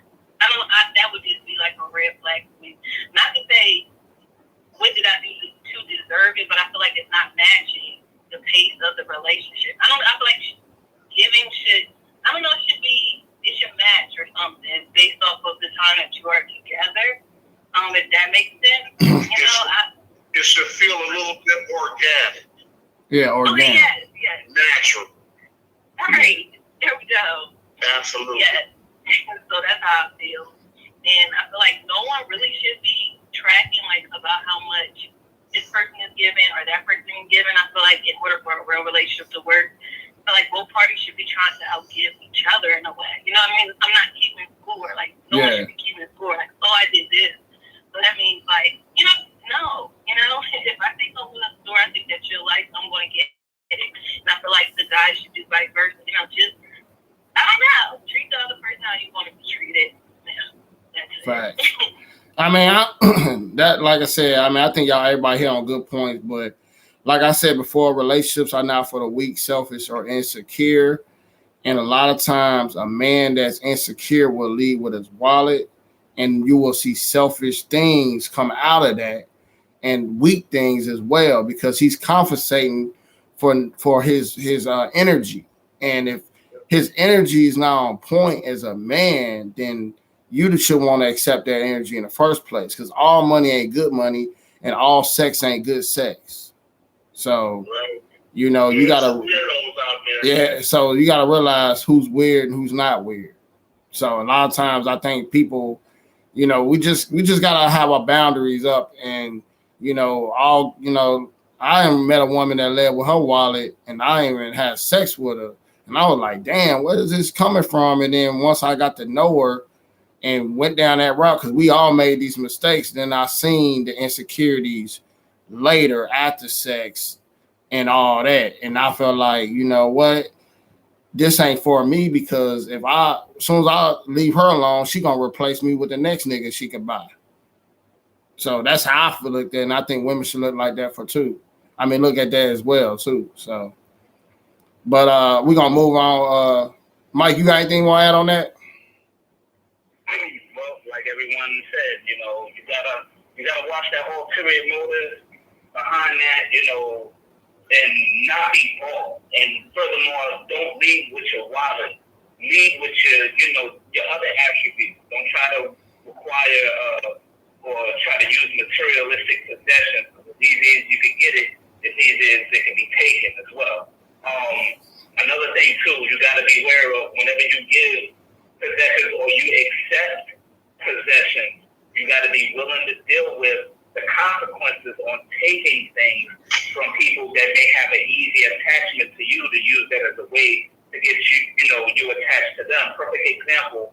I'm not sure if any one of y'all seen the Players Club when she was stripping and all of that other shit, and then the dude that was in the club that she really didn't like. You saw how he came up at her house after he got her those fucking flowers, and she said, "Yo, why are you doing that at my house?"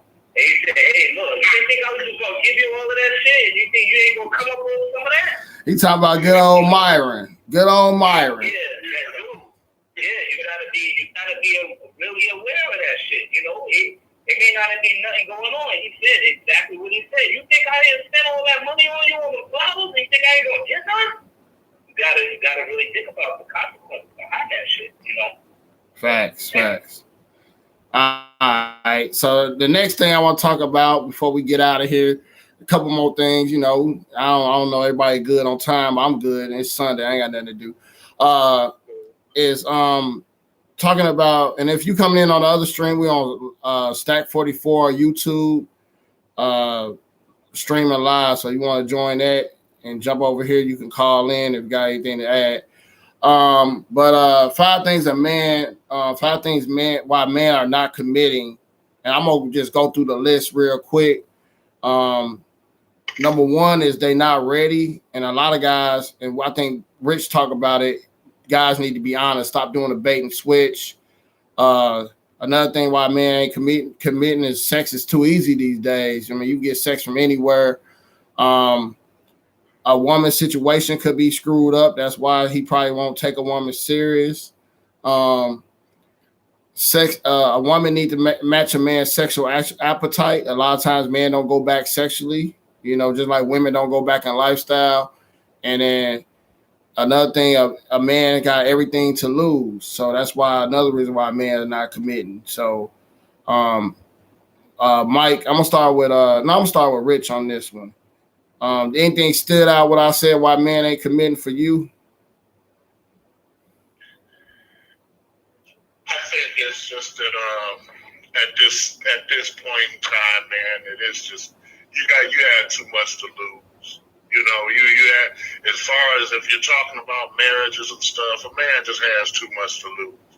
As far as going into it with that, and I'm not saying for a woman, because relationships are going to be what they're going to be, and anything can happen between a man and a woman. And it's not to say that men are bad or women are bad or vice versa, that both of them are good. It's just that things can happen, and the way these laws are rigged now, man, it's not fair to men what's going on out here. And anybody and any honest woman can tell you the same thing. If you've ever been down to the local courthouse in your city and you just watch some of the cases and seen what can be done to somebody with just an accusation, no proof whatsoever, just an accusation, they rake men over the coals, and your life could be destroyed just by that accusation. Even if you're found to come out to be innocent, you're marred publicly from that point on. So no, it's just, I think that keeps a whole lot of it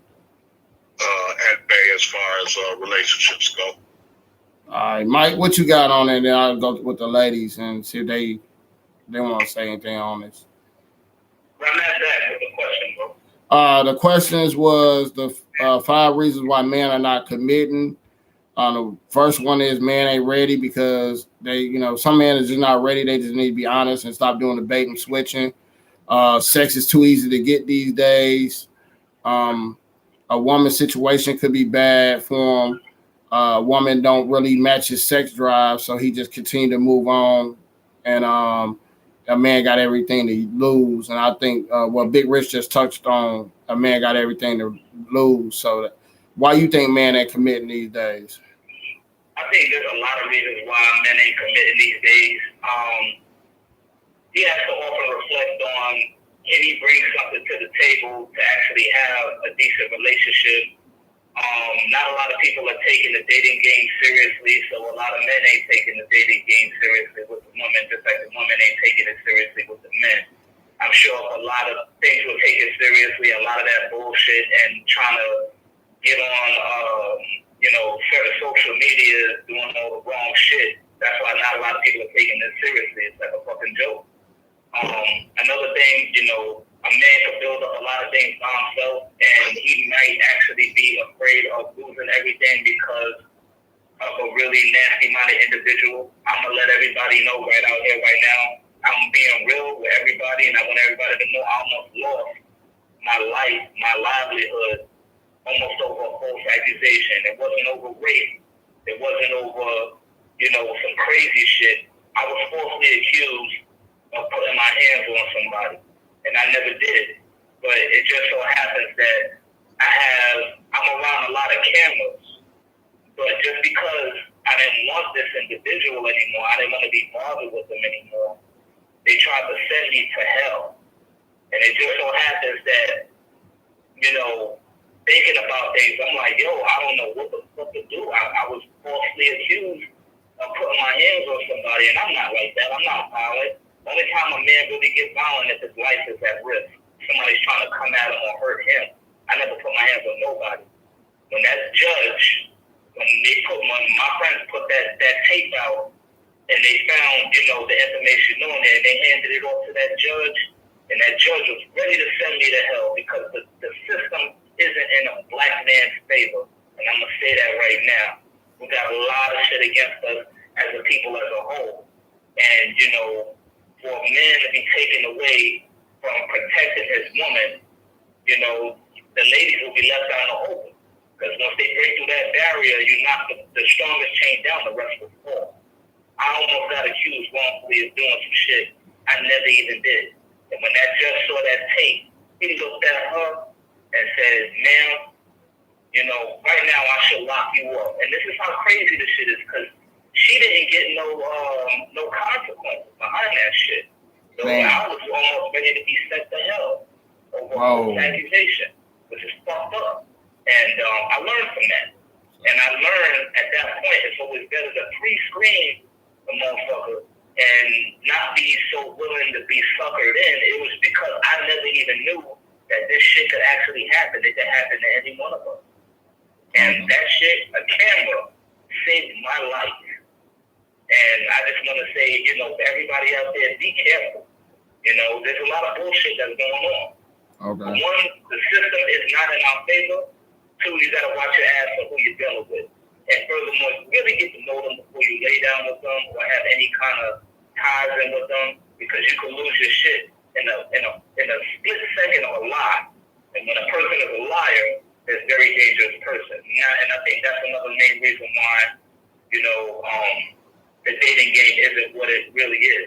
A lot of people really need to be honest with themselves and know when a situation isn't working out, to just walk away, like Rich said, and to make yourself a better person and to not get caught up in all of that other bullshit. That's all I'm going to say. All right. I'm going to ask the ladies, why you think men are not committing, or, you know, what do you bring to, or what you think you could bring to the table for a man to commit? And I'll start with Synquette. I would say the reason why men aren't committing, in my opinion, is because women aren't really requiring them to. I feel like a lot of times women are like just, I don't know, they're giving everything of themselves, the time, money, body, everything, without even really requiring a real commitment from a man. So I feel like, why, you know what I mean? You know the saying, why buy the cow if you can get the milk free? So I feel like maybe that's why men aren't committing. And I also feel like a lot of women aren't carrying themselves as wives. Everyone thinks they're wife material, but like everybody is kind of the same. Like I feel like this whole thought culture has taken over. So if I was a guy, I don't think I would be committing either. You know what I mean? Like you have to set yourself apart. You know, like I forgot who mentioned this scripture before about he who finds a wife finds a good thing. Like you're not going to be found if you're on dating sites. You know what I mean? If a man is trying to find you, like, and you're dating multiple men, how are you going to get found? I really don't get it. So I just feel like maybe men don't commit because they feel like they really don't need to. You can get all the benefits that you want, you know, without committing. And that's like what I see. And another thing for that, and you get all of those benefits without having a chance to lose half your shit too. So that's another thing I don't think people think about. Very, very true. I would like to hear how men think that maybe the law should be to help, I don't know, maybe benefit both parties, because that is something that I never really considered, kind of like you said, because I am a woman. But I would like to know, like, I don't know if you have a video on this already or something like that. Yeah, I got a couple of videos on stuff like that, but that's why that's good. She in the right place, right, Rich? I'm just saying, if you brought it in, then you can take it out. If you ain't bring it in, then you ain't taking it out.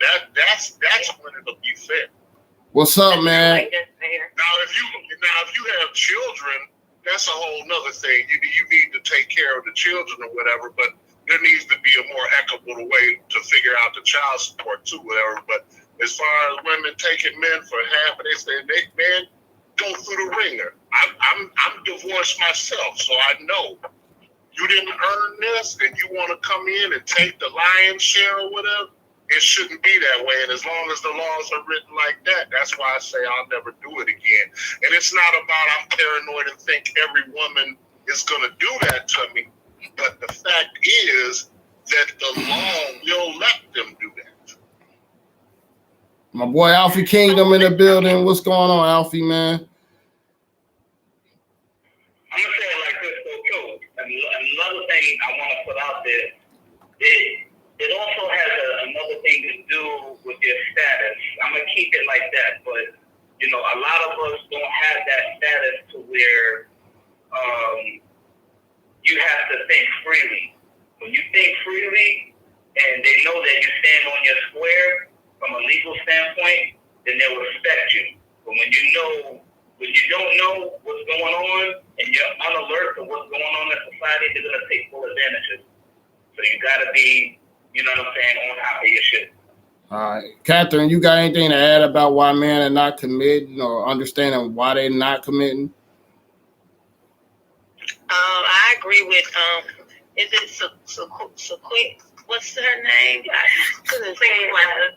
Synquette. I agree with what she said, because men don't really have to go through nothing, because there's women out here that will give it up. Some women got the same, gonna feel the same way men do. Like they just gonna, they'll get it from this guy. They'll go to the next dude. If he can't do what she wants, then she gonna go to the next one. So it makes it easier, to get what you want. Because at the end of the day, like with sex, that's really, we say that's all men want, but women want the same thing. But we want good sex. We don't want just, we want good sex. So when we find and we get sex from a guy that's not good, then we're gonna still be on the lookout for another guy that's gonna give us the sex that we want. Because if he can't get better, because you could try to stay with a woman, and if your sex ain't good, then that woman's gonna always be open. Other men that come her way that may try to, get with her or whatever. And every man always say what they can do to a woman, and it's gonna be intriguing. The woman's gonna want to know what maybe, and so that's why, I think it's too easy around. Everybody just open the sex now. Dude, okay, so I don't know if women take in consideration, just like how she just put the Halle Berry situation in the chat about how she got to pay child support. And for a lot of women, that's a traumatizing situation for them to see a woman have to pay. I ain't gonna lie, I had custody of my son, and my ex had to pay child support to me. And when she got behind, they ain't go get her ass. But as soon as I was behind, they took my damn title and everything when it was reverses was switched. I don't think sometimes women understand what we see in other men and what we learn from other men. It's traumatizing for y'all to see Halle Berry going through it, but we see guys going through this on a daily basis that we interact with. And that's another thing that I don't think women understand, that we're alert about what can happen to us. So that's another boundary that we have to face when we know if we ever want to commit to a woman, that she can actually play that role and then get half our assets or all our assets. And I know Big Rich been through this, and he can touch on it more than anybody by, you know, being divorced. And I think you said you had to pay a couple years on a mortgage. You wasn't even living in a house. So you want to touch on this, Big Rich? Yeah, brother. Like I said in Synquette, hey, welcome to equality. But see, this is the whole thing, and I know you're not a feminist, darling, but I'm just speaking in general. See, this is what happens. These are the chickens coming home to roost now, but then a woman will sit up and, oh, it's not fair, it's not fair. They said the same thing about Britney Spears having to pay Kevin Federline all that child support. He took her back and said, they say that every time something happens, but you turn around and they all want equal rights and equal this, and I need to do everything for a man, everything for me. Well, guess what? Then these are the things that you got to deal with. But at the same time, like Stat said, they're not coming to get you and take your life. If you're a man and you get behind, they're gonna sit and they ain't even got to tell you. They'll just suspend your license. They pull you over for running a stop sign. All of a sudden, they towing your car. Your license is suspended. You don't even know it was suspended because you were a month late on child support. You know, they locking you up. You won't even get a chance to, well, judge, if I'm working right now, let me go ahead and, next month I'll make a payment. They lock you right up at that point. Then you can't make, how you going to make the money when you locked up already? These are things that don't happen to a female because they don't enforce it. Exactly. And another thing, too, is, can you picture, I want y'all to close your eyes, right, ladies? I want you to close your eyes and think long and hard. Just like Will said, you know, when you fall behind and you're going through some shit, imagine this. You close your eyes, you coming outside your door, and you just happen to be walking somewhere or you driving somewhere, and you get pulled over, pulled out your car, you know, just some unknown motherfucker grabbing you up like you being hunted. Like you that lion, you witnessing that lion, but you didn't even see that fucking lion just come out of nowhere and swoop your ass. And you don't know where that shit came from. That's what it's like to be a man in America. This isn't our land. We just live here. This shit's been taken over already. So just imagine the unknowns out there just waiting to reach your ass. But then y'all want equality. So equal rights, equal left. You gotta take that shit too. Yeah. I mean, that's the hard part about being a man, and especially being a black man, is that you never know, you know what I mean? So, you know, I feel like, you know, it was a lot of, I mean, touching on we touched on a lot of things, but for the ladies on the panel, y'all got any questions that y'all want to understand about a man before, you know, we start on the next topic or anything else? No, I don't. Yeah, I think I'm good as well. But I did want to mention the part about being financially equally yoked. I do feel like those women, they didn't get mates that was equal to what they were making. So maybe that's a part of the problem. Because, okay, tell me what you guys think about, what's his face? Jeff Bezos. I'm not quite sure, but it seems like his wife was kind of helped. Or I don't know. I feel like maybe she was just as smart as him or something. You know what I mean? So when they divorced, Jeff Bezos. You know, Jeff Bezos. See, yeah, we're talking about wealthy people now. That's a whole different realm because he lost half of his wealth, but then the very next year he made double that back. So that's a whole new. When you talk about those people in that bracket, there's rich people like these movie stars, but Bezos isn't rich. He's wealthy. There's a big wealthy, more than wealthy. And you know, another thing too is what you also gotta check out. If you ever do happen to catch it, this movie, The Founder with Michael Keaton, it'll show you a lot of the shit that he had to deal with in order to come into that situation and how he handled shit. Just like sometimes, you know, you got to know well enough to walk away from certain situations when you're coming about it. See, Jeff Bezos, he planned it. He planned it out how he wanted to work his way around shit. He's got that money. He's just about $1 million Tesla. And anytime you marry somebody, he's going to deal with the shit from a business standpoint. Like, okay, cool. Here's your money. Sign this. If we happen to break up, you ain't getting all my shit. You may get a share, or you may get a certain amount of money, but that's going to be your cap. I got to keep all of this. They think and they plan that shit out since they're always into the business. They're going to handle things from a business perspective, especially when it comes to separation or taking any kind of loss. Just say wealthy and rich men are prepared for an ex-wife. The everyday average man ain't thinking, well, we thinking like that, so that's why we not getting married or not willing to get married again. But the everyday average man ain't thinking like the wealthy man. So yeah, the consequences are way different. So I agree. I do agree with that. So, and even when I think about, remember how everybody got all mad that Drake said Kobe's wife wasn't with him shooting in the gym? I kind of felt like he wasn't wrong to say that because, you know what I mean? Like, he was Kobe Bryant before he met her. So I kind of get what you were saying, Big Rich, about, like, you know, what you came in a relationship with, you should be able to leave with. I mean, I do feel like that is fair. I don't know.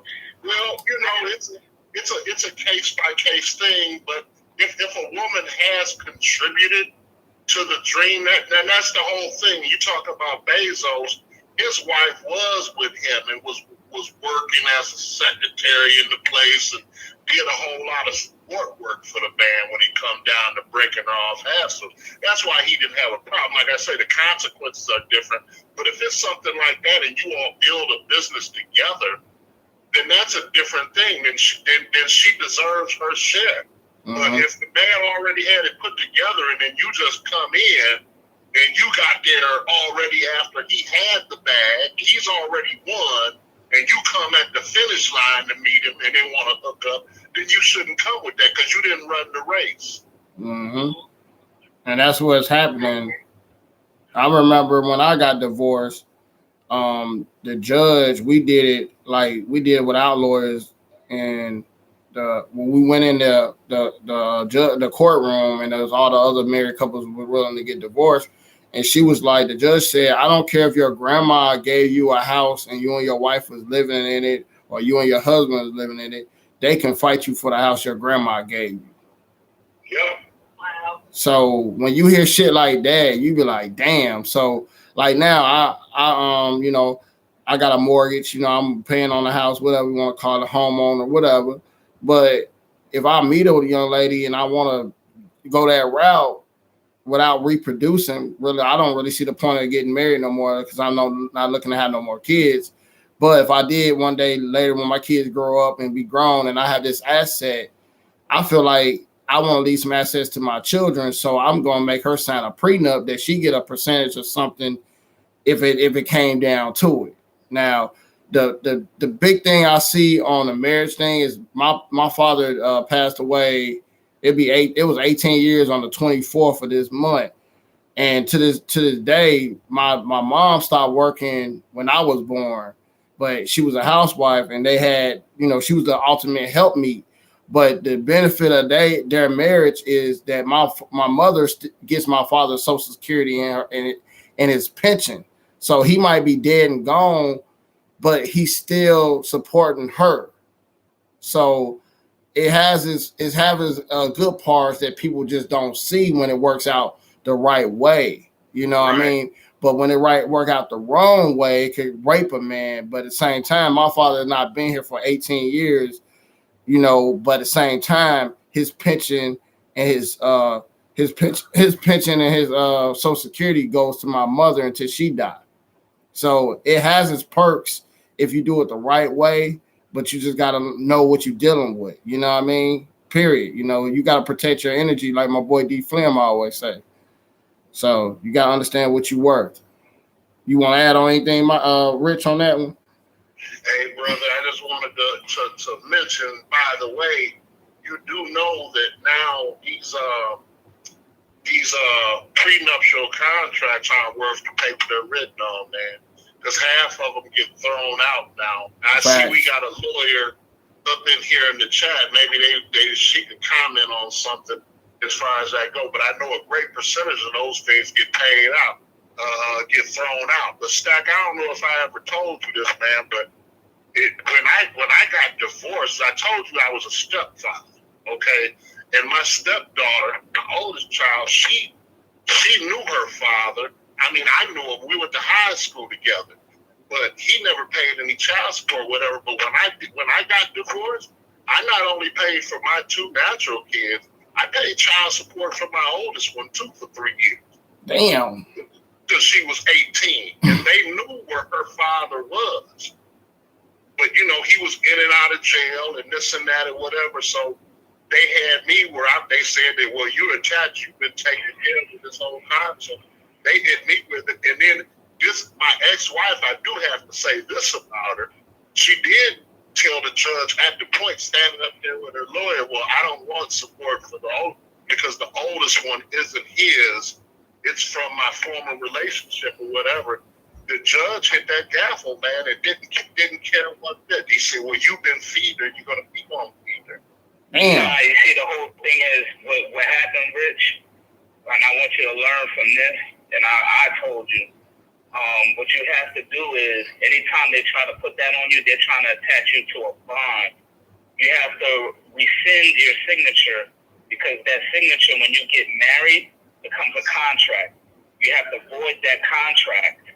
It's a contract. We're in America. We're dealing with contracts. You have to void and rescind your signature affidavit. I'm going to just say, from a legal point, I've seen a guy get off of that shit because they try to hold them there because they get paid off the back end for making you pay. Bro, I wish I'd have known that back in 2003. Goddamn. Yeah, that's the same. Like I said, that's the same year my dad passed away. But ladies, y'all got anything y'all want to add or hearing these horror stories about men? Catherine, you got anything you want to add? No, I don't have anything. All right. What about? She quiet. She ate that dinner thing. You know what I'm saying? I was getting kind of droopy. You know. And I am. I was drinking. I am. She's drinking. She'll do everything. All right. So I'm gonna ask the lady before we get out of here. Since is single life the best life? And then what do you? I'm gonna start with Catherine. What do you want out of a man? Or what what do you want out of a man? Period. Since you're single, what you looking for? I wouldn't say single life is. I think I said that earlier. But, really, in all actuality, you want to share your life with someone. So it may work for you for a little bit, but the ultimate, goal for myself is to have a husband and be, in a marriage. So. The single life can be good if that's what works. It works for me now because I'm on a different level in my life right now. So right now it works for me, and it's good for me right now. But this is not where I want to be. I don't want to grow old and be by myself the rest of my life. So I wouldn't want to say it. And you said, what do I want from a man? Yeah, what you want from a man? I just want a man that's gonna be there for me and have my back. Because I don't feel like at this point, I think I've said that. Like I have kids, but both of my kids' fathers are active in their life. So I'm not saying that my kids can't learn something from another man or whatever. But I don't feel like they necessarily have to have that. But if a man's gonna be with me, then he's probably going to interact with my kids because I still have young kids. But so I would say then I would want that while my kids are still young, a man that, is family oriented and willing to, put time into my kids as well and show my boys, how to be a man, teach them some things. I would want that man to be understanding, communicates well and listens. I will, and I don't mean like listen to do everything I say, but just listen to me and to understand how I feel, know that there's always two sides and, so that we can understand each other. I want him to be, you don't have to have a whole lot of money, but I believe that we should work together you know, and so we have our finances so we can build together, you know, just those things. Are you okay with marrying when your kids is grown and gone? Absolutely, yes. Mm-hmm. Okay. All right, so Quetta, I don't know. Do you got kids? I do not have any children yet. Okay. How old are you? I didn't ask that at least. If you don't mind telling us. No problem. I will be 30 in April. Okay. Better hurry up. She gotta hurry up. She got 5 years, brother. All right. Look, I heard someone say it's better to wait long than to marry long. So I'm in no rush to get to the finish line now. Okay. Well, you know, I want to properly vet a person first. But yeah. So how you feel about is single life the best life, or do you feel like, and then what you want from a man? I agree with what Catherine said. I too want to share my life with someone as well, but right now, single life is the best life for me because I'm getting the opportunity to be in my purpose. Like before, I always thought that like maybe relationships will make me happy or being with someone will make me happy, but I learned that that's not the case. Like now, I wake up in the morning excited about my life. Like, okay, I'm about to write this book, I'm about to write this blog, I'm about to do this. You know what I mean? Just like giving myself back and expressing myself creatively. And it's like, I'm happy about this. And I never really felt this way before. So now I feel like I won't have to put that pressure on the man. You know what I mean? Like, I don't have to make him my everything because I'm already like content with who I am as a single. So right now, it is working for me. And I'm grateful for that. And the same thing I would want, like, that I'm of myself is kind of what I would want in a man. I want a man to be in his purpose, you know why God created him for, because, you know, again, a lot, you know, during our conversation, the term help me came up. So I need to want to know what I should be helping with. You know what I mean? I want to be able to get in my position. So I really feel like if you're lost and you're still trying to figure it out, I don't really know how I can like help you. But I definitely would want like somebody that's got purpose and someone that loves God more than they love me. And I feel like if that person, if that man is that's easy for me to submit to. Because I feel like, all right, you're under the right? So I know you're not going to lead me in the wrong direction. Like, all right, you say where we going. I'm like, okay, let's go. So that's what I want, and that's what I'm looking for in a relationship going forward. All right. Another question for you before we go and move on to the next person. What are you doing to position yourself to be found as a, you know, are you doing like charity events? Because certain like-minded men will be in certain places. Do you know how to position yourself, or are you positioning yourself to be found? It's weird, right? It's weird because of COVID. If anything, the COVID situation made everything slow down for me, and it actually brought these things out of myself. Because before I was just going back and forth, husband, but work back home, things like that. But now, I don't know. I feel like it's a little difficult to be found. I'm not going to say it's impossible. But, you know, in the meantime, I'm just working on myself, my brand. You know, I've been going to the gym now, trying to hit my squats, get my body goals together. You know what I mean? Like, as far as that's all I do, go to the grocery store, kind of things like that. But I feel like COVID kind of, like, hindered that, you know, going to charity events and things like that. You know what I mean? Like, it's a little difficult. I'm not going to say it's impossible, but, you know, it's okay. I feel like right now I'm in a cage. And I'm in my cocoon, about to turn into a beautiful butterfly. So it's all good. Like, when this being lit up, then I'll be outside. But right now, it's fine. I feel like I'm building, if that makes sense. Okay. That's cool. That's fire right there. They're like golden child. Just put in the comment section. Big Rich, is single life the best life? And then what you looking in a woman when you do date women?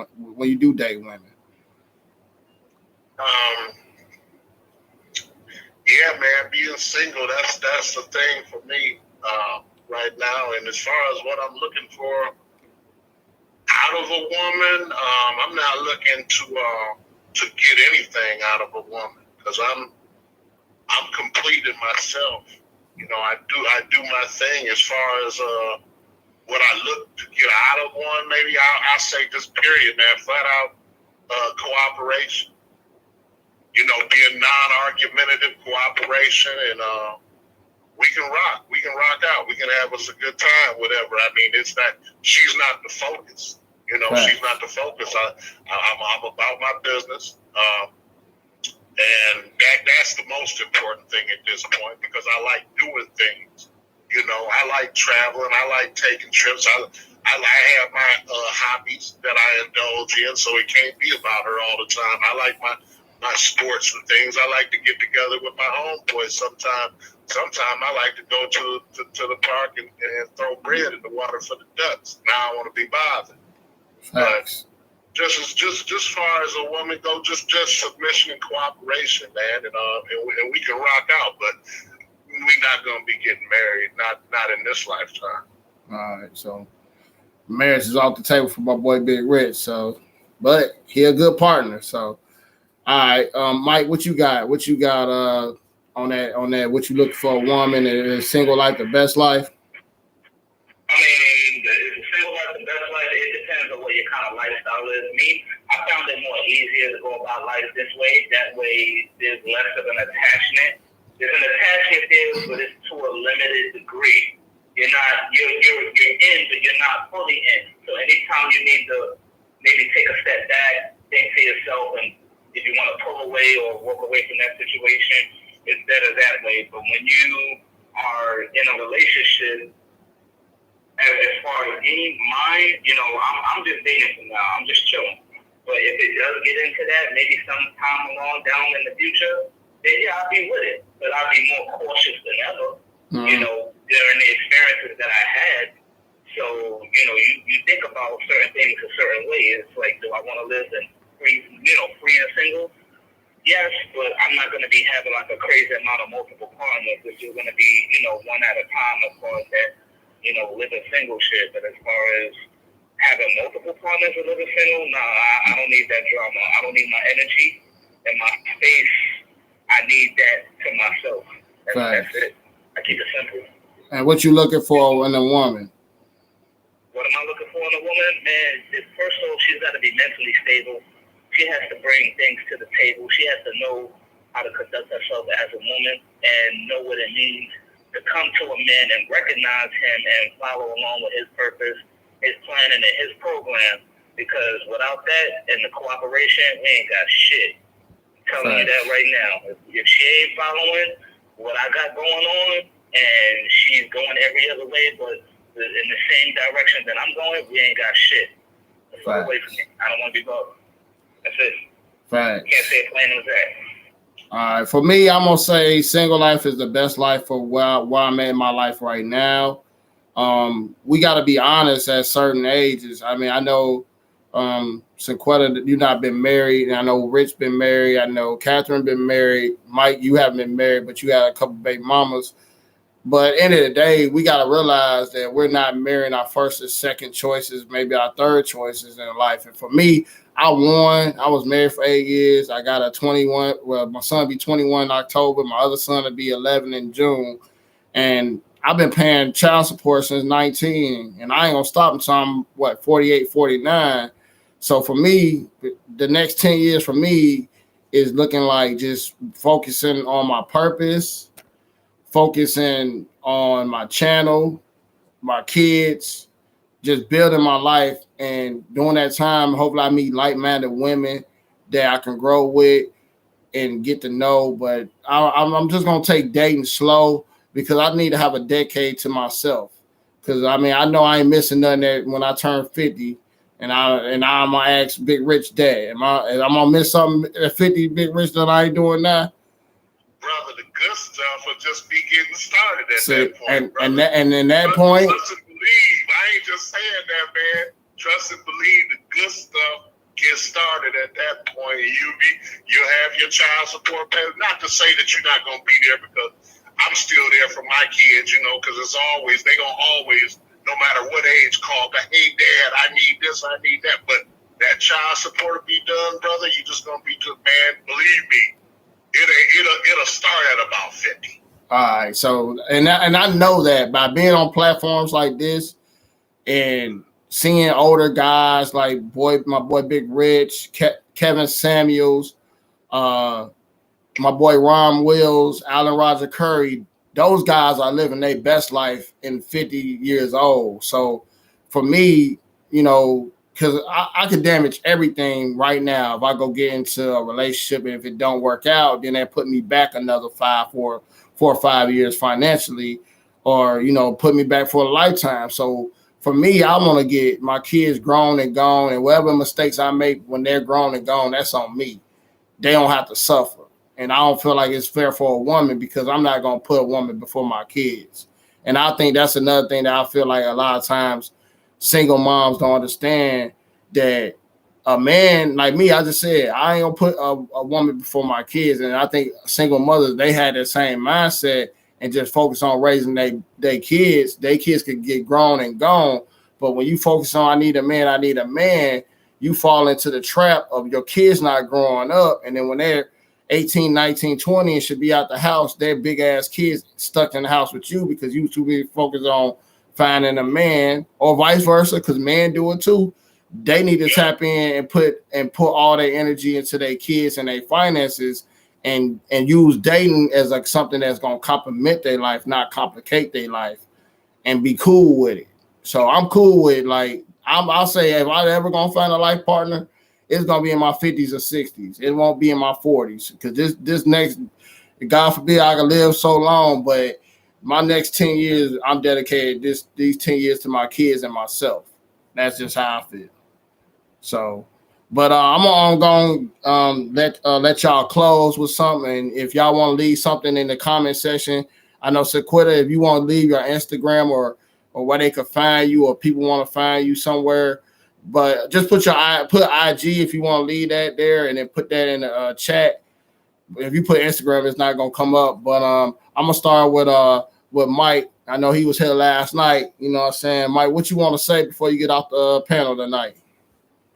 Man, I want to say, to everybody out there, be more mindful of the people that you get involved with when it comes down to these relationships. Make sure you always work on yourself. Most of all, believe in God. Respect those that respect you and that don't trespass upon what you got going on. I just want to say I love y'all. Keep doing the good work. Stay alive, most of all, with all of this bullshit and chaos going on in the world. Stay out of the fucking legal system. Make sure you take into account of not only being responsible, but also being mature. Because when you're mature, you learn from your mistakes, and you don't make the same mistakes over and over and over again. You take a step back and take a moment to reflect on what it is that you did wrong and how you can make it better for your future. Thank y'all. I love y'all. Y'all been a wonderful, statue, been a wonderful dude, what I'm saying, making this wonderful fucking platform, having many people around you, everybody else. I could say the same for thank y'all for sharing y'all story, and until we meet again. Facts. All right.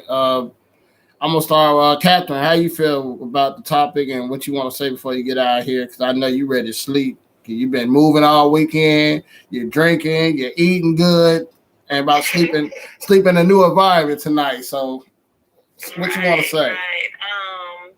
I think it was a good topic. I listened to what everybody said. Like I said, you can always learn something. Every time I come here, when we have our conversation and we talk, I learn something. So I want to say that everybody, just continue when, seeing someone, just take your time, get to know the person, don't move too fast, just let it grow, see where it's going to be, don't jump into things, I know that I used to have my expectations like really high, some years ago I did, and I was expecting so much, and sometimes I felt like when you expect so much, sometimes you when you get let down, that's how the relationship, fails. So for me, I just take your time, get to know the person, and just see where it goes. Don't move too fast. And I appreciate all y'all, especially Big Rich. Really, I'm seeing things different from the last time. I mean, you really spoke everything you said tonight, I don't think I've disagreed with anything that you said tonight. So that's definitely a different side of you that I've seen tonight, and I like it. So And that's what's up. That's why we gotta bring Mo back. Mo gotta come back to the channel. It wasn't all, it wasn't all in bad faith. It just sometimes we get, you gotta realize we ain't gonna agree with everything. I know y'all don't agree with everything I say, and that's cool. And I don't probably agree with everything y'all say, but I'm not gonna stop being open minded to hear what you have to say, and that's important. Right. So, Synquette, what you got to say? How did you see? You say you got a channel, a YouTube channel.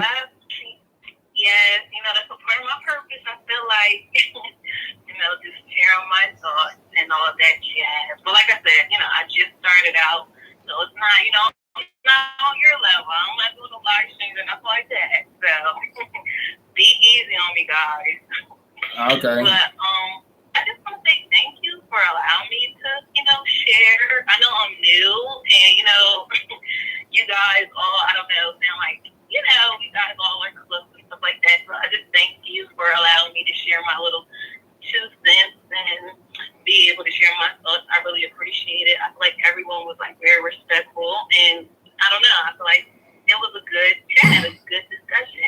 And I'm glad Catherine was able to join us. It felt good, having another lady to bounce, ideas off of as well.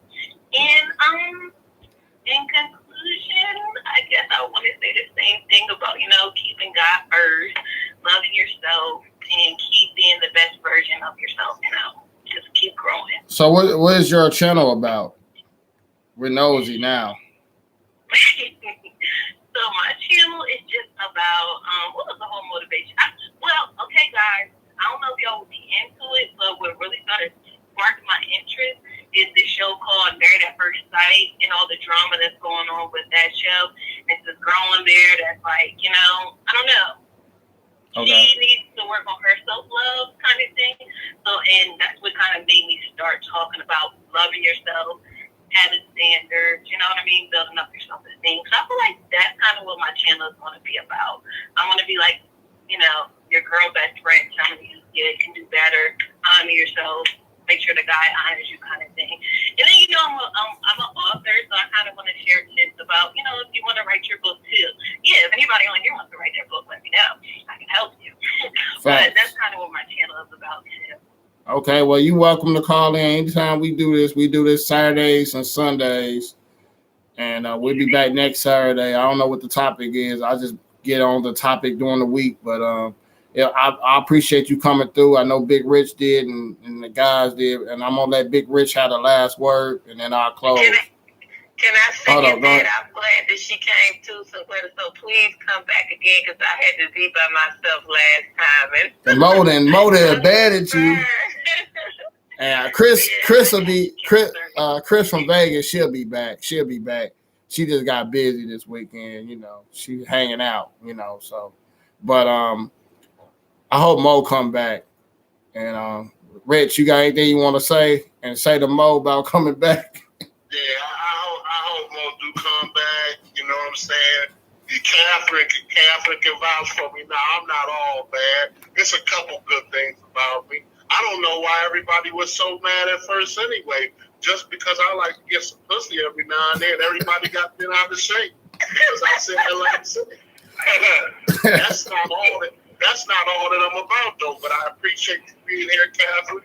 I hope you had a good time with your date tonight. But it was nice to meet you, young lady, to come in. It was good to share some of your ideas with us, and you brought a whole lot to the conversation, so I appreciate you being here. And anybody else that's out there listening that pass it on so they can come on Stack 44 and suck up some of this game. Stack, I appreciate you, my brother. And Mike, we always chop it up, dog. We have a good time on here. We learn from each other and build each other up. So y'all have yourselves a good night and a good week, man. And I guess I'll see y'all next weekend. All right, man. Yeah. I appreciate y'all calling in. I'll see y'all next weekend. All right, bye. Peace. Oh man, another week of the Stack 44, Stack Attack Sundays, all the good stuff, guys. But I appreciate everybody that actually came through tonight. You know, you guys was great on the panel, great in the chat. I had a lawyer in there talking about the laws.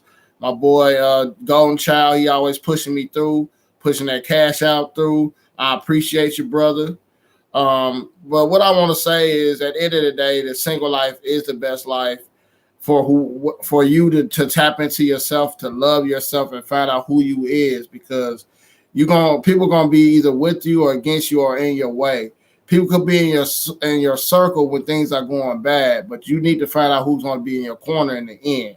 And that's the main part about having these discussions and these panels, is finding who's going to be in your corner. You know I don't have the high views and all that crap, and I don't care, because I'm building my channel by not bashing women, not bashing men, not jumping on topics about Jeff Bezos and Dr. Dre. I'm not going to build my channel on stuff like that, because I feel like those are unreachable things. And when you attract those type of people, you can't change them and can't have them think regular everyday life. I want everyday life people over here at my channel focusing on what they can do for themselves, they plan, they purpose, they program, understanding you versus you. I want people that's coming over here that's going to be saying things to change lives and help lives and doing God's work. So that's what my channel is about.